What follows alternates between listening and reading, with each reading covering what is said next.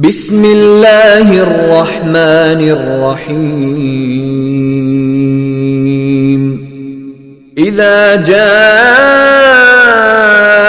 نصر الله والفتح ورأيت الناس يدخلون في دين الله أفواجا فسبح بحمد ربك واستغفره إنه كان توابا إن الحمد لله نحمده ونستعينه ونؤمن به ونتوكل عليه ونعوذ بالله من شرور أنفسنا وسيئات أعمالنا من يهده الله فلا مضل له ومن يضلله فلا هادي له وأشهد أن لا إله إلا الله وحده لا شريك له وأشهد أن محمدا عبده ورسوله أرسله بالهدى ودين الحق ليظهره على الدين كله ولو كره المشركون اللهم صل على محمد وعلى آل محمد كما صليت على إبراهيم وعلى آل إبراهيم وبارك على محمد وعلى آل محمد كما باركت على إبراهيم وعلى آل إبراهيم إنك حميد مجيد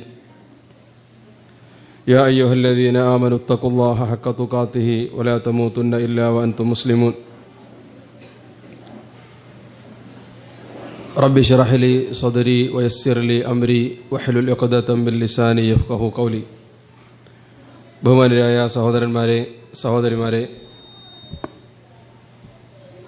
അസ്സലാമു അലൈക്കും വറഹ്മത്തുള്ളാഹി.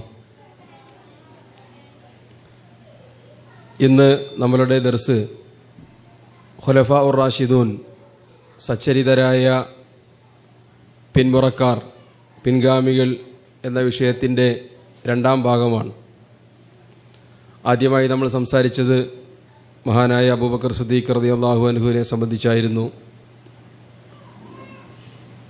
പ്രവാചകന്മാർക്ക് ശേഷം ഭൂമിയിൽ ജീവിച്ച ഏറ്റവും അഫ്ദലായ വ്യക്തിത്വം, സഹാബിമാരുടെ നേതാവ്. ഇന്ന് നമുക്ക് ചർച്ച ആരംഭിക്കുവാനുള്ളത് സഹാബിമാരിലെ രണ്ടാമനും അബൂബക്കർ സിദ്ദീഖ് റളിയല്ലാഹു അൻഹുവിന് ശേഷം ഖിലാഫത്ത് ഏറ്റെടുക്കുകയും ചെയ്ത മഹാനായ സയ്യിദുന ഉമർ ഇബ്നുൽ ഖത്താബ് റളിയല്ലാഹു അൻഹുവിനെ സംബന്ധിച്ചാണ്. ഇവിടെ ഈ ചരിത്ര പഠന ക്ലാസ് നമ്മൾ സംഘടിപ്പിക്കുകയും സംസാരിക്കുകയും പങ്കെടുക്കുകയും പഠിക്കുകയും ചെയ്യുന്നത് കേവലം ഒരു ചരിത്ര പഠനം ഉദ്ദേശിച്ചുകൊണ്ടല്ല. സംഘാടകരോ സംസാരിക്കുന്നവനോ അങ്ങനെ ഉദ്ദേശിക്കുന്നില്ല. സഹാബിമാരുടെ ചരിത്രമൊക്കെ ഒന്ന് കേൾക്കാം എന്നതിൻ്റെ അടിസ്ഥാനത്തിലുള്ള ഒരു പ്രോഗ്രാമായല്ല നമ്മളിതിനെ കാണുന്നത്. മറിച്ച് അള്ളാഹു അവൻ്റെ വിശുദ്ധ ഖുർആനിലൂടെ നമ്മെ ഉണർത്തിയതുപോലെ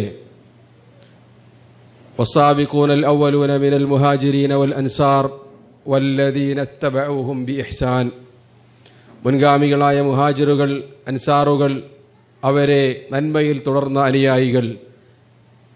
അങ്ങനെ ആ നന്മയിൽ തുടർന്ന അനുയായികളായി മാറാൻ വേണ്ടിയാണ് ആ പറയുന്നത്. സഹാബിമാർക്ക് ശേഷം വന്ന താബീങ്ങളെ സംബന്ധിച്ച് ആണ് ഒന്നാമതായി. എന്നാൽ അവരിൽ മാത്രം പരിമിതമല്ല ആ പ്രയോഗം. മറിച്ച് ഖിയാമത്ത് നാൾ വരെ സഹാബിമാരെ അനുധാവനം ചെയ്യുന്ന മുഴുവൻ മുഅ്മിനീങ്ങൾക്കും ആ സന്തോഷ വാർത്തയുണ്ട്. അല്ലാഹു അക്ബർ. അതിലുൾപ്പെടാൻ വേണ്ടിയാണ് നമ്മളവിടെ ചരിത്രം പഠിക്കുന്നത്.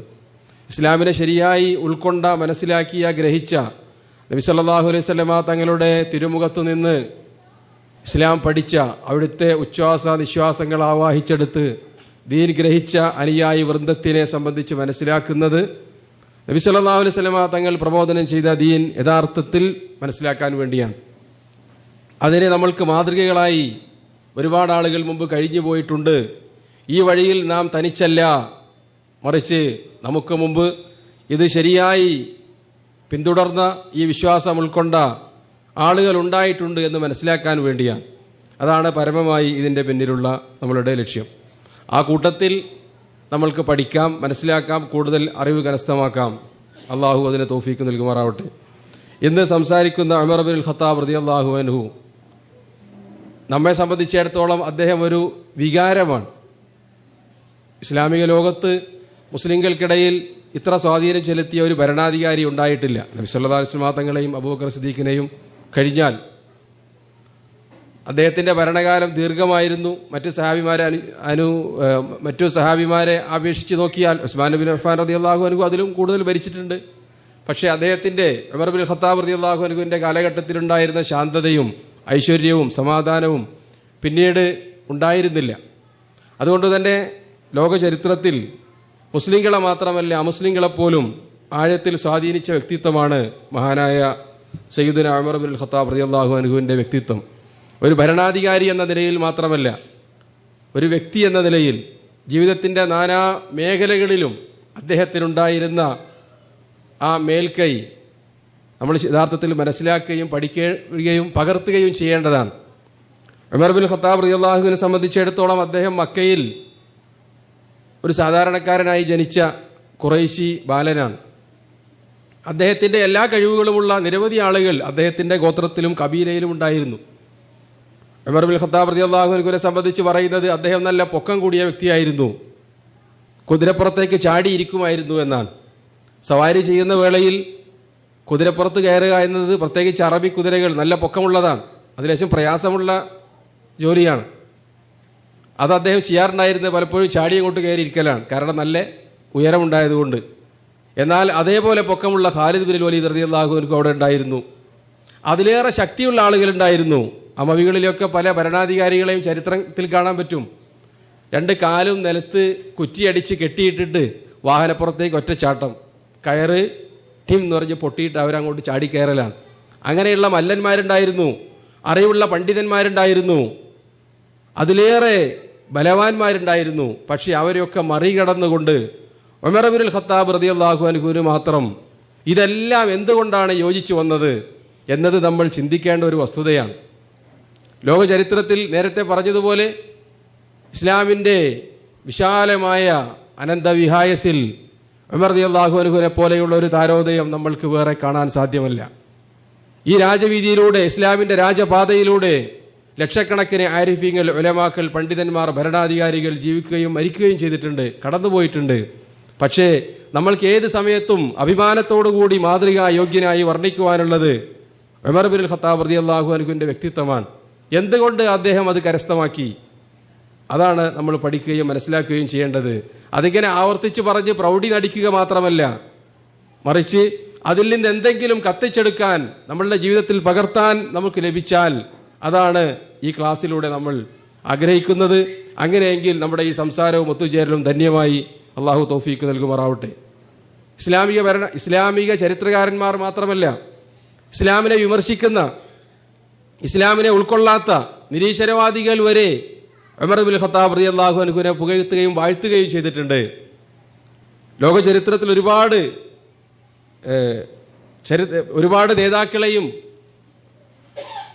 അതേപോലെ തന്നെ ലോക ചരിത്രത്തിൽ സ്വാധീനം ചെലുത്തിയ വ്യക്തിത്വങ്ങളെയും പരിചയപ്പെടുത്തിയ മൈക്കിൾ എച്ച് ഹാർട്ടിൻ്റെ 100 ലോകത്തെ സ്വാധീനിച്ച വ്യക്തിത്വങ്ങൾ എന്ന് പറഞ്ഞ ഗ്രന്ഥത്തിൽ അദ്ദേഹം 52ാമതായി ഉമർ ബിൻ ഖത്താബ് റളിയല്ലാഹു അൻഹുവിനെ പ്രതിപാദിക്കുന്നുണ്ട്.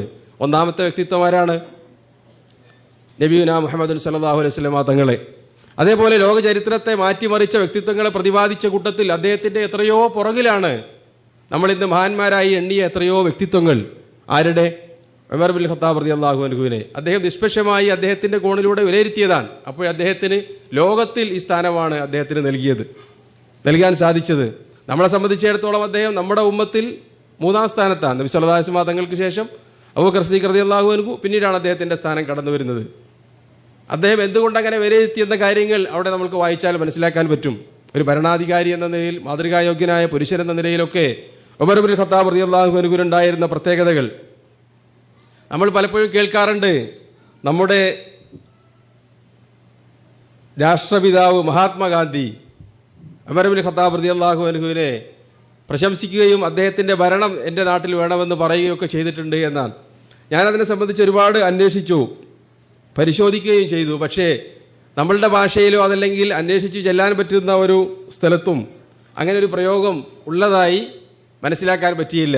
പക്ഷേ ഗവേഷണം തുടർന്നപ്പോൾ യഥാർത്ഥത്തിൽ മഹാത്മാഗാന്ധി അങ്ങനെ പറയാനുള്ള സാഹചര്യവും സന്ദർഭവും ഉണ്ടായിരുന്നു, അല്ല അദ്ദേഹം അങ്ങനെ പറഞ്ഞിട്ടുണ്ട് എന്നുള്ളത് മലയാളത്തിലോ ഇംഗ്ലീഷിലോ അല്ലെങ്കിലും 2007 ജൂൺ 20 ബുധനാഴ്ച ഒമാനിൽ നിന്ന് പുറത്ത് ഇറങ്ങുന്ന അൽ ദസ്തൂർ എന്ന പത്രത്തിൻ്റെ ഒരു കോളത്തിൽ ഗാന്ധിജിയും മുഹമ്മദ് നബിയും ഉമർ ഇബ്നുൽ ഖത്താബും എന്ന ഹെഡിങ്ങിൽ അദ്ദേഹം ഒരു ലേഖനം, ഒരു കോളം കൊടുത്തിട്ടുണ്ട്.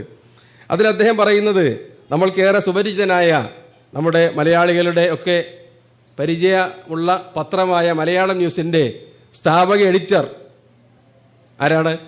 ഫാറൂഖ് ലുക്മാൻ സാഹിബ്. അള്ളാഹു അദ്ദേഹത്തിന് ദീർഘായുസ്സും ആഫിയത്തും നൽകുമാറാവട്ടെ. അദ്ദേഹം കിടപ്പിലാണ്, രോഗാവസ്ഥയിൽ. ഞാൻ അവരുടെ പരസ്യം പറയല്ല, ഒരു ചരിത്രം പറഞ്ഞപ്പോൾ സന്ദർഭോചിതമായി വിട്ടുകിടന്നു എന്ന് മാത്രം.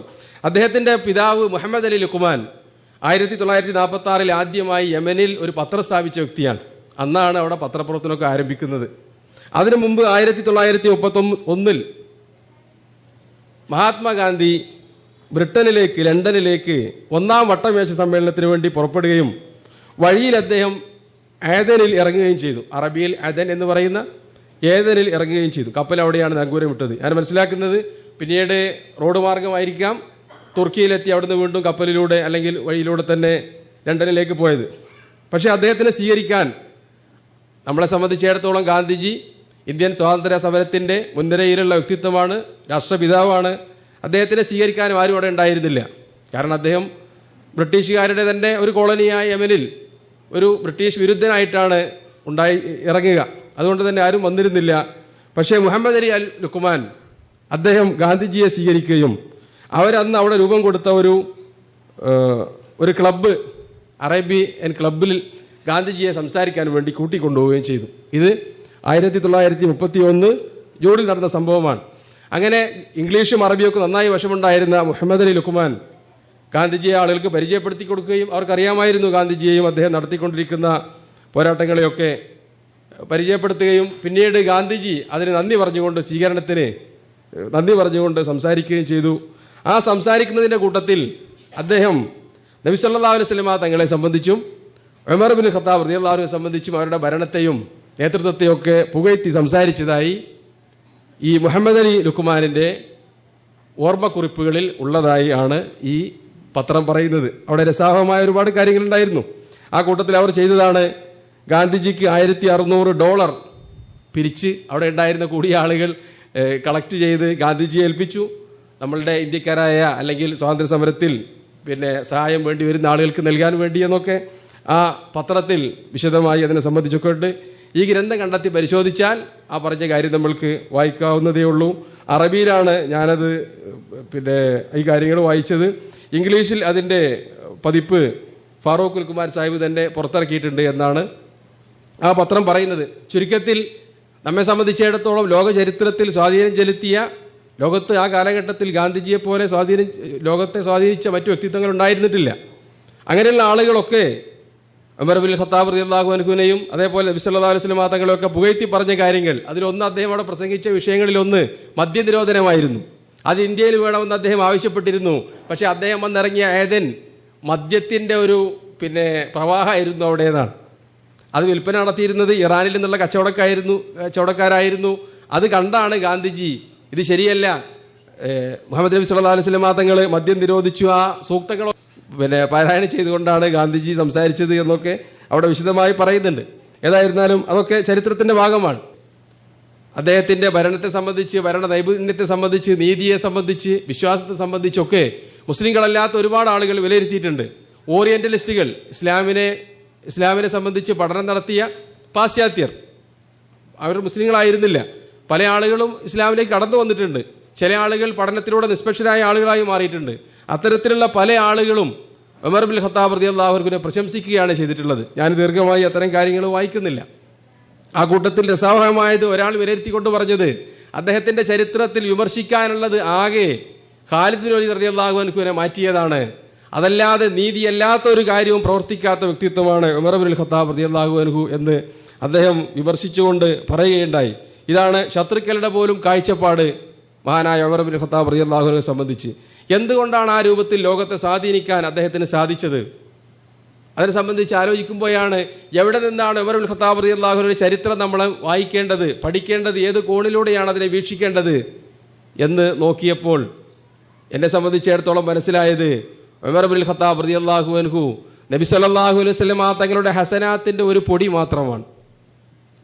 നബി സല്ലല്ലാഹു അലൈഹി വസല്ലം തങ്ങളുടെ പാഠശാലയിലെ ഒരു വിദ്യാർത്ഥി മാത്രമാണ് ആര്? ഉമർ ഇബ്നുൽ ഖത്താബ് റളിയല്ലാഹു അൻഹു. അങ്ങനെയുള്ള 10,000 സഹാബിമാരെ സൃഷ്ടിച്ചാണ് നബി സല്ലല്ലാഹു അലൈഹി വസല്ലം തങ്ങൾ യാത്രയായത്. അങ്ങനെയുള്ള കോടിക്കണക്കിനായ ആളുകൾ തലമുറകളായി ഭൂമിയിൽ ജീവിക്കുകയും മരിക്കുകയും ചെയ്യുന്നു. ഉമർ ഇബ്നുൽ ഖത്താബ് റളിയല്ലാഹു അൻഹുവിനെ പോലെ പ്രസിദ്ധരാവുകയോ കഴിവുള്ള ആളുകളോ അല്ലെങ്കിൽ കൂടി അവരിലും ഇങ്ങനെയുള്ള ഗുണങ്ങളും നന്മകളും ഒക്കെ നബി സല്ലല്ലാഹു അലൈഹി വസല്ലം തങ്ങൾ പഠിപ്പിക്കുകയും അങ്ങനെ അവരുടെയൊക്കെ ഗുരുവാണ് നബി സല്ലല്ലാഹു അലൈഹി വസല്ലം തങ്ങൾ. ആ ശിക്ഷണമാണ് ഉമർ ഇബ്നുൽ ഖത്താബ് റളിയല്ലാഹു അൻഹുവിനെ ഈ രൂപത്തിൽ മാറ്റിയെടുത്തത് എന്ന് നമ്മൾ അംഗീകരിക്കേണ്ട ഒരു വസ്തുതയാണ്. ലോകം അത് അംഗീകരിച്ചാലാണ് എന്തുകൊണ്ടാണ് ഉമർ ഇബ്നുൽ ഖത്താബ് റളിയല്ലാഹു അൻഹു ഈ രൂപത്തിലുള്ള നീതിമാനും മാതൃകാ യോഗ്യനുമായത് എന്ന് അവർക്ക് അറിയാൻ പറ്റുകയുള്ളൂ. ഏതായിരുന്നാലും ഉമർ ഇബ്നുൽ ഖത്താബ് റളിയല്ലാഹു അൻഹു അദ്ദേഹത്തിൻ്റെ ഈ സ്വഭാവ ഗുണങ്ങൾക്ക് നബി സല്ലല്ലാഹു അലൈഹി വസല്ലം തങ്ങൾ പഠിപ്പിച്ച ദീൻ കൃത്യമായി അനുധാവനം ചെയ്തതാണ് അദ്ദേഹത്തിനെ മാറ്റിയെടുത്തത് എന്ന് നമുക്ക് കാണാൻ പറ്റും. ജാഹിലിയ കാലത്ത് ഉമർ ഇബ്നുൽ ഖത്താബ് റളിയല്ലാഹു അൻഹുവിനെ സംബന്ധിച്ചുള്ള കഥകളൊക്കെ ഒരുപാട് നമ്മൾ കേട്ടിട്ടുണ്ടാവും. അദ്ദേഹം ചെയ്ത ഒരുപാട് അക്രമങ്ങൾ, അതിക്രമങ്ങൾ, അരാജകത്വങ്ങളൊക്കെ അതിനൊക്കെ മുൻനിരയിൽ തന്നെ ഉണ്ടായ വ്യക്തിത്വമായിരുന്നു അദ്ദേഹം. പിന്നീട് മുസ്ലിമായി ഒരു കാനേശുമാരി മുസ്ലിമായി ഒതുങ്ങിക്കൂടുകയല്ല അദ്ദേഹം ചെയ്തത്. മറിച്ച് ഇസ്ലാമിനെ അതിൻ്റെ ശരിയായ രൂപത്തിൽ തന്നെ വിശുദ്ധ ഖുർആനിലൂടെ അള്ളാഹു പറഞ്ഞതുപോലെ, മൂസാ നബിയെ ഉപദേശിച്ചതുപോലെ അതിനെ നിങ്ങൾ ശക്തമായി പിടിക്കുക. യാ അയ്യുഹല്ലദീന ആമനു ദുഖുലൂ ഫിസ്സിൽമി കാഫ, വിശ്വാസികളെ നിങ്ങൾ ഇസ്ലാമിലേക്ക് പരിപൂർണമായി നിങ്ങൾ പ്രവേശിക്കുക. ദീനിൻ്റെ ഒരു അറ്റത്ത് വന്ന് ഇസ്ലാം ദീനിൽ നമ്മൾക്ക് ചെയ്യാൻ സൗകര്യപ്പെട്ടതൊക്കെ പ്രവർത്തിക്കുകയും ബാക്കി സൗകര്യപൂർവ്വം വിട്ടുകിടക്കുകയും മറക്കുകയും ചെയ്യുന്ന ആളുകളുണ്ട്. ആ രൂപത്തിലല്ല. ഇസ്ലാമിൻ്റെ കാര്യങ്ങൾ മനസ്സിലായി കഴിഞ്ഞാൽ അത് പാലിക്കുന്നതിൽ ഒരു വിട്ടുവീഴ്ചയില്ല. സ്വന്തം ജീവിതത്തിൽ മറ്റുള്ള ആളുകളോട് പകർത്താൻ ഉപദേശിക്കുന്നതിൽ 1-ാം സ്ഥാനക്കാരനായിരുന്നു ഉമർ റളിയല്ലാഹു അൻഹു. അങ്ങനെയുള്ള ആളുകൾക്ക് ഭൂമിയിൽ അല്ലാഹു വാഗ്ദാനം ചെയ്ത കാര്യമാണത്. സൂറത്ത് മറിയമിന്റെ അവസാനത്തിൽ അല്ലാഹു പറയുന്നത്, ഇന്നല്ലദീന ആമനു വഅമിലുസ് സാലിഹാത്തി സയജ്അലു ലഹുമുർ റഹ്മാനു വുദ്ദ, തീർച്ചയായും വിശ്വസിക്കുകയും ഇന്നല്ലദീന ആമനു വഅമിലുസ് സാലിഹാത്തി, സൽക്കർമ്മങ്ങൾ പ്രവർത്തിക്കുകയും ചെയ്യുന്ന ആളുകൾക്ക് സയജ്അലു ലഹുമുർ റഹ്മാൻ, അത്തരത്തിലുള്ള ആളുകൾക്ക് പരമകാരുണ്യകനായ റബ്ബ് ചെയ്തു കൊടുക്കും വുദ്ദ, സ്നേഹം. മഹാന്മാരായ മുഫസ്സിറുകൾ വിശദീകരിച്ചിട്ടുണ്ട്, ലോകത്ത് അവർക്കറിയാതെ അവരോടൊരു മഹബത്ത് അള്ളാഹു അവരുടെ മനസ്സിൽ ഇട്ടുകൊടുക്കും. ഇങ്ങനെയുള്ള പണ്ഡിതന്മാർക്ക്, നേതാക്കന്മാർക്ക്, വിശ്വാസികളായ ആളുകൾക്ക് നബി സല്ലല്ലാഹു അലൈഹി വസല്ലം തങ്ങൾ പറഞ്ഞതായി സ്വഹീഹുൽ ബുഖാരിയിൽ കാണാൻ പറ്റും. അള്ളാഹു ഒരു വ്യക്തിയെ ഇഷ്ടപ്പെട്ടാൽ നാദാ ജിബ്രീൽ, ജിബ്രായിലിനെ വിളിച്ചുകൊണ്ട് പറയും, ഇന്നി ഉഹിബ്ബു ഫുലാനൻ ഫഅഹിബ്ബഹു, ജിബ്രീൽ ഞാൻ ഇന്നാലിന്ന വ്യക്തിയെ സ്നേഹിക്കുന്നു, നിങ്ങൾ അയാളെ സ്നേഹിക്കുക. ഉടനെ ജിബ്രീൽ അലൈഹിസ്സലാം അയാളെ സ്നേഹിക്കുകയും മലക്കുകളോട് വിളിച്ചു പറയുകയും ചെയ്യും, അള്ളാഹു ഇന്ന വ്യക്തിയെ സ്നേഹിക്കുന്നു, നിങ്ങളെല്ലാവരും മലക്കുകളെ അദ്ദേഹത്തെ സ്നേഹിക്കുക. അങ്ങനെ വിളിച്ചു പറയുകയും ഭൂമി ലോകത്തുള്ള മുഴുവൻ ആളുകളും അവരുടെയൊക്കെ മനസ്സിൽ ഈ വ്യക്തിയോടുള്ള സ്നേഹം സ്വാഭാവികമായി ഉണ്ടായിത്തീരുകയും ചെയ്യും. അങ്ങനെയാണ് അത്തരക്കാരെ നേതാക്കന്മാരായും അവരുടെ കൽപ്പനകൾ അംഗീകരിക്കാനുള്ള ഒരു മനസ്ഥിതിയും ആളുകളുടെ മനസ്സിൽ രൂപം കൊള്ളുന്നത് എന്ന് നബി സല്ലല്ലാഹു അലൈഹി വസല്ലം തങ്ങൾ പഠിപ്പിക്കുകയാണ്. ഇതാണ് സ്നേഹത്തിൻ്റെ മാനദണ്ഡം. നമ്മൾ പലപ്പോഴും ലോകത്തുള്ള നേതാക്കന്മാർ കാട്ടിക്കൂട്ടാറുള്ള കോപ്രായങ്ങൾ പലപ്പോഴും നമ്മളൊക്കെ സാക്ഷികളാവാറുണ്ട്. പ്രസിദ്ധി ലഭിക്കാൻ വേണ്ടി, അംഗീകാരം ലഭിക്കാൻ വേണ്ടി, സ്വീകാര്യത ലഭിക്കാൻ വേണ്ടി അല്ലേ, നല്ല വസ്ത്രങ്ങൾ തയ്ച്ചു കൊടുക്കുന്ന ആളുകൾ, പരസ്യം കൊടുക്കുന്ന ആളുകൾ, ഞങ്ങളുടെ പ്രവർത്തനങ്ങൾ ഇന്നതൊക്കെയാണ്, കോടിക്കണക്കിന് രൂപ, ഒരുപക്ഷെ ചില പ്രദേശങ്ങളിലെ പട്ടിണി തന്നെ പൂർണ്ണമായി മാറ്റാൻ പറ്റിയ തുക ചെലവഴിക്കുന്നതിന് വേണ്ടിയാണ്, എൻ്റെ മഹാത്മ്യം പ്രചരിപ്പിക്കാൻ വേണ്ടി ഓരോ നേതാക്കന്മാരും രാജാക്കന്മാരും ഭരണാധികാരികളുമൊക്കെ അങ്ങനെയൊക്കെ ചെയ്ത ആളുകളോട് അവരുടെ സ്നേഹം മേടിക്കാൻ വേണ്ടി മത്സരിക്കുകയാണ്. ഇവിടെ അങ്ങനെയല്ല. നബി സല്ലല്ലാഹു അലൈഹി വസല്ലം തങ്ങൾ അറിയിച്ചതുപോലെ അള്ളാഹു ആ സ്നേഹം മനുഷ്യന്മാരുടെ തലമുറകളായി നൂറ്റാണ്ടുകൾക്ക് ശേഷവും ആയിരക്കണക്കിന് വർഷത്തിന് ശേഷവും അത് കൈമാറ്റം ചെയ്യപ്പെട്ടുകൊണ്ടേയിരിക്കുകയാണ് ആ സ്നേഹം. എന്താണ് കാരണം? അവരുടെ സ്വീകാര്യതയും അവരെ സംബന്ധിച്ചുള്ള സ്നേഹവും അള്ളാഹു തലമുറകളായി അവരുടെയൊക്കെ മനസ്സിൽ ഇട്ടുകൊടുക്കുന്നത് കൊണ്ടാണ്, അത് ലഭിച്ചത് കൊണ്ടാണ്. അത് ലഭിക്കാനുള്ള മാർഗം എന്താണ്? വസ്ത്രം നന്നാക്കിയത് കൊണ്ടോ, വേഷം നന്നാക്കിയത് കൊണ്ടോ, പ്രസിദ്ധിക്ക് വേണ്ടി എന്തെങ്കിലും കൂട്ടിയത് കൊണ്ടോ, നമ്മുടെയൊക്കെ ഇസ്ലാമിൻ്റെ പേരിൽ ഭരിച്ച ഒരുപാട് രാജാക്കന്മാർ ചെയ്തതുപോലെ അമ്പര ചുംബികൾ പണിതത് കൊണ്ടോ, ലോകത്തൊരിക്കലും നശിക്കാത്ത സ്മാരകങ്ങൾ പണി കഴിപ്പിച്ചത് കൊണ്ടോ, 10,000-കണക്കിന് ലക്ഷക്കണക്കിന് ആളുകളെ പിടിച്ചുകൊണ്ടുവന്ന് ഇനി ഒരാൾക്കും പണി കഴിപ്പിക്കാൻ പറ്റാത്ത വിധം സമ്പത്തും ആളും അർത്ഥവും ചെലവിട്ട് വലിയ വലിയ രമ്യഹർമ്മങ്ങൾ പണി കഴിപ്പിച്ചുകൊണ്ടോ അല്ല ഉമർ ഇബ്നുൽ ഖത്താബ് റളിയല്ലാഹു അൻഹു നേടിയെടുത്തത്. അദ്ദേഹം ഖലീഫയായി ചുമതലയേറ്റതിന് ശേഷം മകന് ലഭിച്ച ഓഹരിയിൽ നിന്നാണ് രണ്ടും പാടെ ചേർത്തിട്ടാണ് ഒരു ബുർദ, ഒരു വലിയ ഉടുപ്പ് അദ്ദേഹം ധരിക്കുന്നത്. ആ ഉടുപ്പ് ഏകദേശം 10 വർഷത്തോളം അദ്ദേഹത്തിന്റെ ശരീരത്തിലുണ്ടായിരുന്നു. വേറെ ഉടുപ്പ് അദ്ദേഹം മേടിച്ചിട്ടില്ല. അങ്ങനെയുള്ളൊരു ഉടുപ്പ്. ആ ഉടുപ്പ് ധരിച്ചുകൊണ്ടാണ് അദ്ദേഹം ഫലസ്തീനിൽ മസ്ജിദുൽ അഖ്സ കീഴടക്കാൻ വേണ്ടി അവിടെ ഉണ്ടായിരുന്ന പാതിരിമാരിൽ നിന്ന് അതിന്റെ താക്കോൽ സ്വീകരിക്കാൻ വേണ്ടി പുറപ്പെടുന്നത്. അദ്ദേഹം യാത്രാവേളയിൽ അദ്ദേഹവും ഭൃത്യനും ഒരു ഒട്ടകപ്പുറത്താണ് യാത്ര ചെയ്യുന്നത്. ബൈത്തുൽ മുഖദ്ദസിന്റെ അടുത്തേക്ക് എത്തിയപ്പോൾ ഭൃത്യന്റെ ഊഴമാണ്. കുറേ സമയം ഉമർ ഇബ്നുൽ ഖത്താബ് റളിയല്ലാഹു അൻഹു യാത്ര ചെയ്യും, പിന്നീട് അദ്ദേഹം ഇറങ്ങും. ആ സമയത്ത് പിന്നെ ഭൃത്യൻ കയറും. ഇങ്ങനെ ഊഴമിട്ട് അവർ രണ്ടാളും നടന്നതാണ്. അവിടെ എത്തിയപ്പോൾ ഭൃത്യന്റെ ഊഴമായിരുന്നു എന്ന് ചില റിപ്പോർട്ടുകളിൽ കാണാം. വേറെ ചില റിപ്പോർട്ടുകളിൽ അത് ആ പ്രദേശത്തൊരു വെള്ളം തടാകമുള്ള സ്ഥലമുണ്ടായിരുന്നു. അതിലേക്ക് ഇറങ്ങിയപ്പോൾ ഉമർ റളിയല്ലാഹു അൻഹു അതിന്റെ പുറത്തുനിന്ന് ഇറങ്ങി. എന്നിട്ട് കയ്യിലുണ്ടായിരുന്ന ഹുഫ്, നനഞ്ഞാൽ കേടുവരുന്ന ദുർഗന്ധം വമിക്കുന്ന ഹുഫ്, തോലിന്റെ ഷൂ ആണ്, അത് അദ്ദേഹം അഴിച്ചു വെള്ളം നനയാതിരിക്കാൻ വേണ്ടി. എന്നിട്ട് കഴുത്തിൽ തൂക്കിയിട്ടു. സഹാബിമാരൊക്കെ ഉമർ ഇബ്നുൽ ഖത്താബ് റളിയല്ലാഹു അൻഹു സ്വീകരിക്കാൻ വേണ്ടി കാത്തിരിക്കുകയാണ്. ഖലീഫ വരുന്നു. ഖലീഫയെ സ്വീകരിക്കാൻ വേണ്ടി മുൻനിരയിലുള്ളത് അബൂ ഉബൈദ അൽ ജറാഹ് റളിയല്ലാഹു അൻഹു ആണ്, മുസ്ലിങ്ങളുടെ കമാൻഡർ. ഉമർ ഇബ്നുൽ ഖത്താബ് റളിയല്ലാഹു അൻഹുവിന്റെ വരവ് കണ്ടപ്പോൾ അദ്ദേഹത്തിന് ആകെ വിഷമം തോന്നി. അദ്ദേഹം ചെവിയിൽ വന്ന് മന്ത്രിച്ചു, അമീറുൽ മുഅ്മിനീൻ, നിങ്ങളുടെ ഉടുപ്പൊന്ന് മാറ്റണം. ഈ കോലത്തിലാണോ നിങ്ങൾ ബൈത്തുൽ മുഖദ്ദസ് ഏറ്റെടുക്കാൻ വേണ്ടി എല്ലാ തരത്തിലുമുള്ള സൗന്ദര്യങ്ങളും വേഷവിധാനങ്ങളുമുള്ള പാതിരിമാരുടെ മുന്നിലേക്ക് വരുന്നത്? മുസ്ലിങ്ങൾക്ക് അതൊരു പോരാത്തരമല്ലേ, അതൊരു കുറച്ചലല്ലേ? ദേഷ്യത്തോടുകൂടി അബൂ ഉബൈദയോട് ഉമർ ഇബ്നുൽ ഖത്താബ് റളിയല്ലാഹു അൻഹുവിന്റെ ശാസന, ലൗകാന ഗൈറക യാ അബാ ഉബൈദ ലജഅൽതുഹു നകാലൻ ലി അസ്ഹാബി റസൂലില്ലാഹി സ്വല്ലല്ലാഹു അലൈഹി വസല്ലം. അബൂ ഉബൈദ, നിങ്ങളല്ലാതെ വേറൊരു വ്യക്തിയാണിത് പറഞ്ഞതെങ്കിൽ ഞാൻ സഹാബിമാർക്കൊക്കെ മാതൃകയാക്കാൻ പറ്റുന്ന രൂപത്തിൽ നിങ്ങളെ ഞാൻ അടിച്ച് ശരിയാക്കുമായിരുന്നു, കഠിനമായി ശിക്ഷിക്കുമായിരുന്നു. എന്താ പറഞ്ഞത്? കുപ്പായം ഒന്ന് മാറ്റിയിടാൻ. എന്നിട്ട് അദ്ദേഹത്തിന് ഉപദേശിച്ച വാക്ക് ചരിത്രത്തിന്റെ ഏടുകളിൽ നമ്മൾക്ക് തങ്കലിപികളാൽ രേഖപ്പെടുത്തിയതായി കാണാൻ പറ്റും. ഇസ്ലാമിക ചരിത്ര ഗ്രന്ഥങ്ങൾ പരിശോധിച്ചാൽ ഉമർ ഇബ്നുൽ ഖത്താബ് റളിയല്ലാഹു അൻഹു പറയുകയുണ്ടായി, നഹ്നു ഖൗമുൻ അഅസ്സനല്ലാഹു ബിൽ ഇസ്ലാം. നമ്മളെ അല്ലാഹു ആദരിച്ചത് ഇസ്ലാമിലൂടെയാണ്, ഇസ്സത്ത് നൽകിയത്.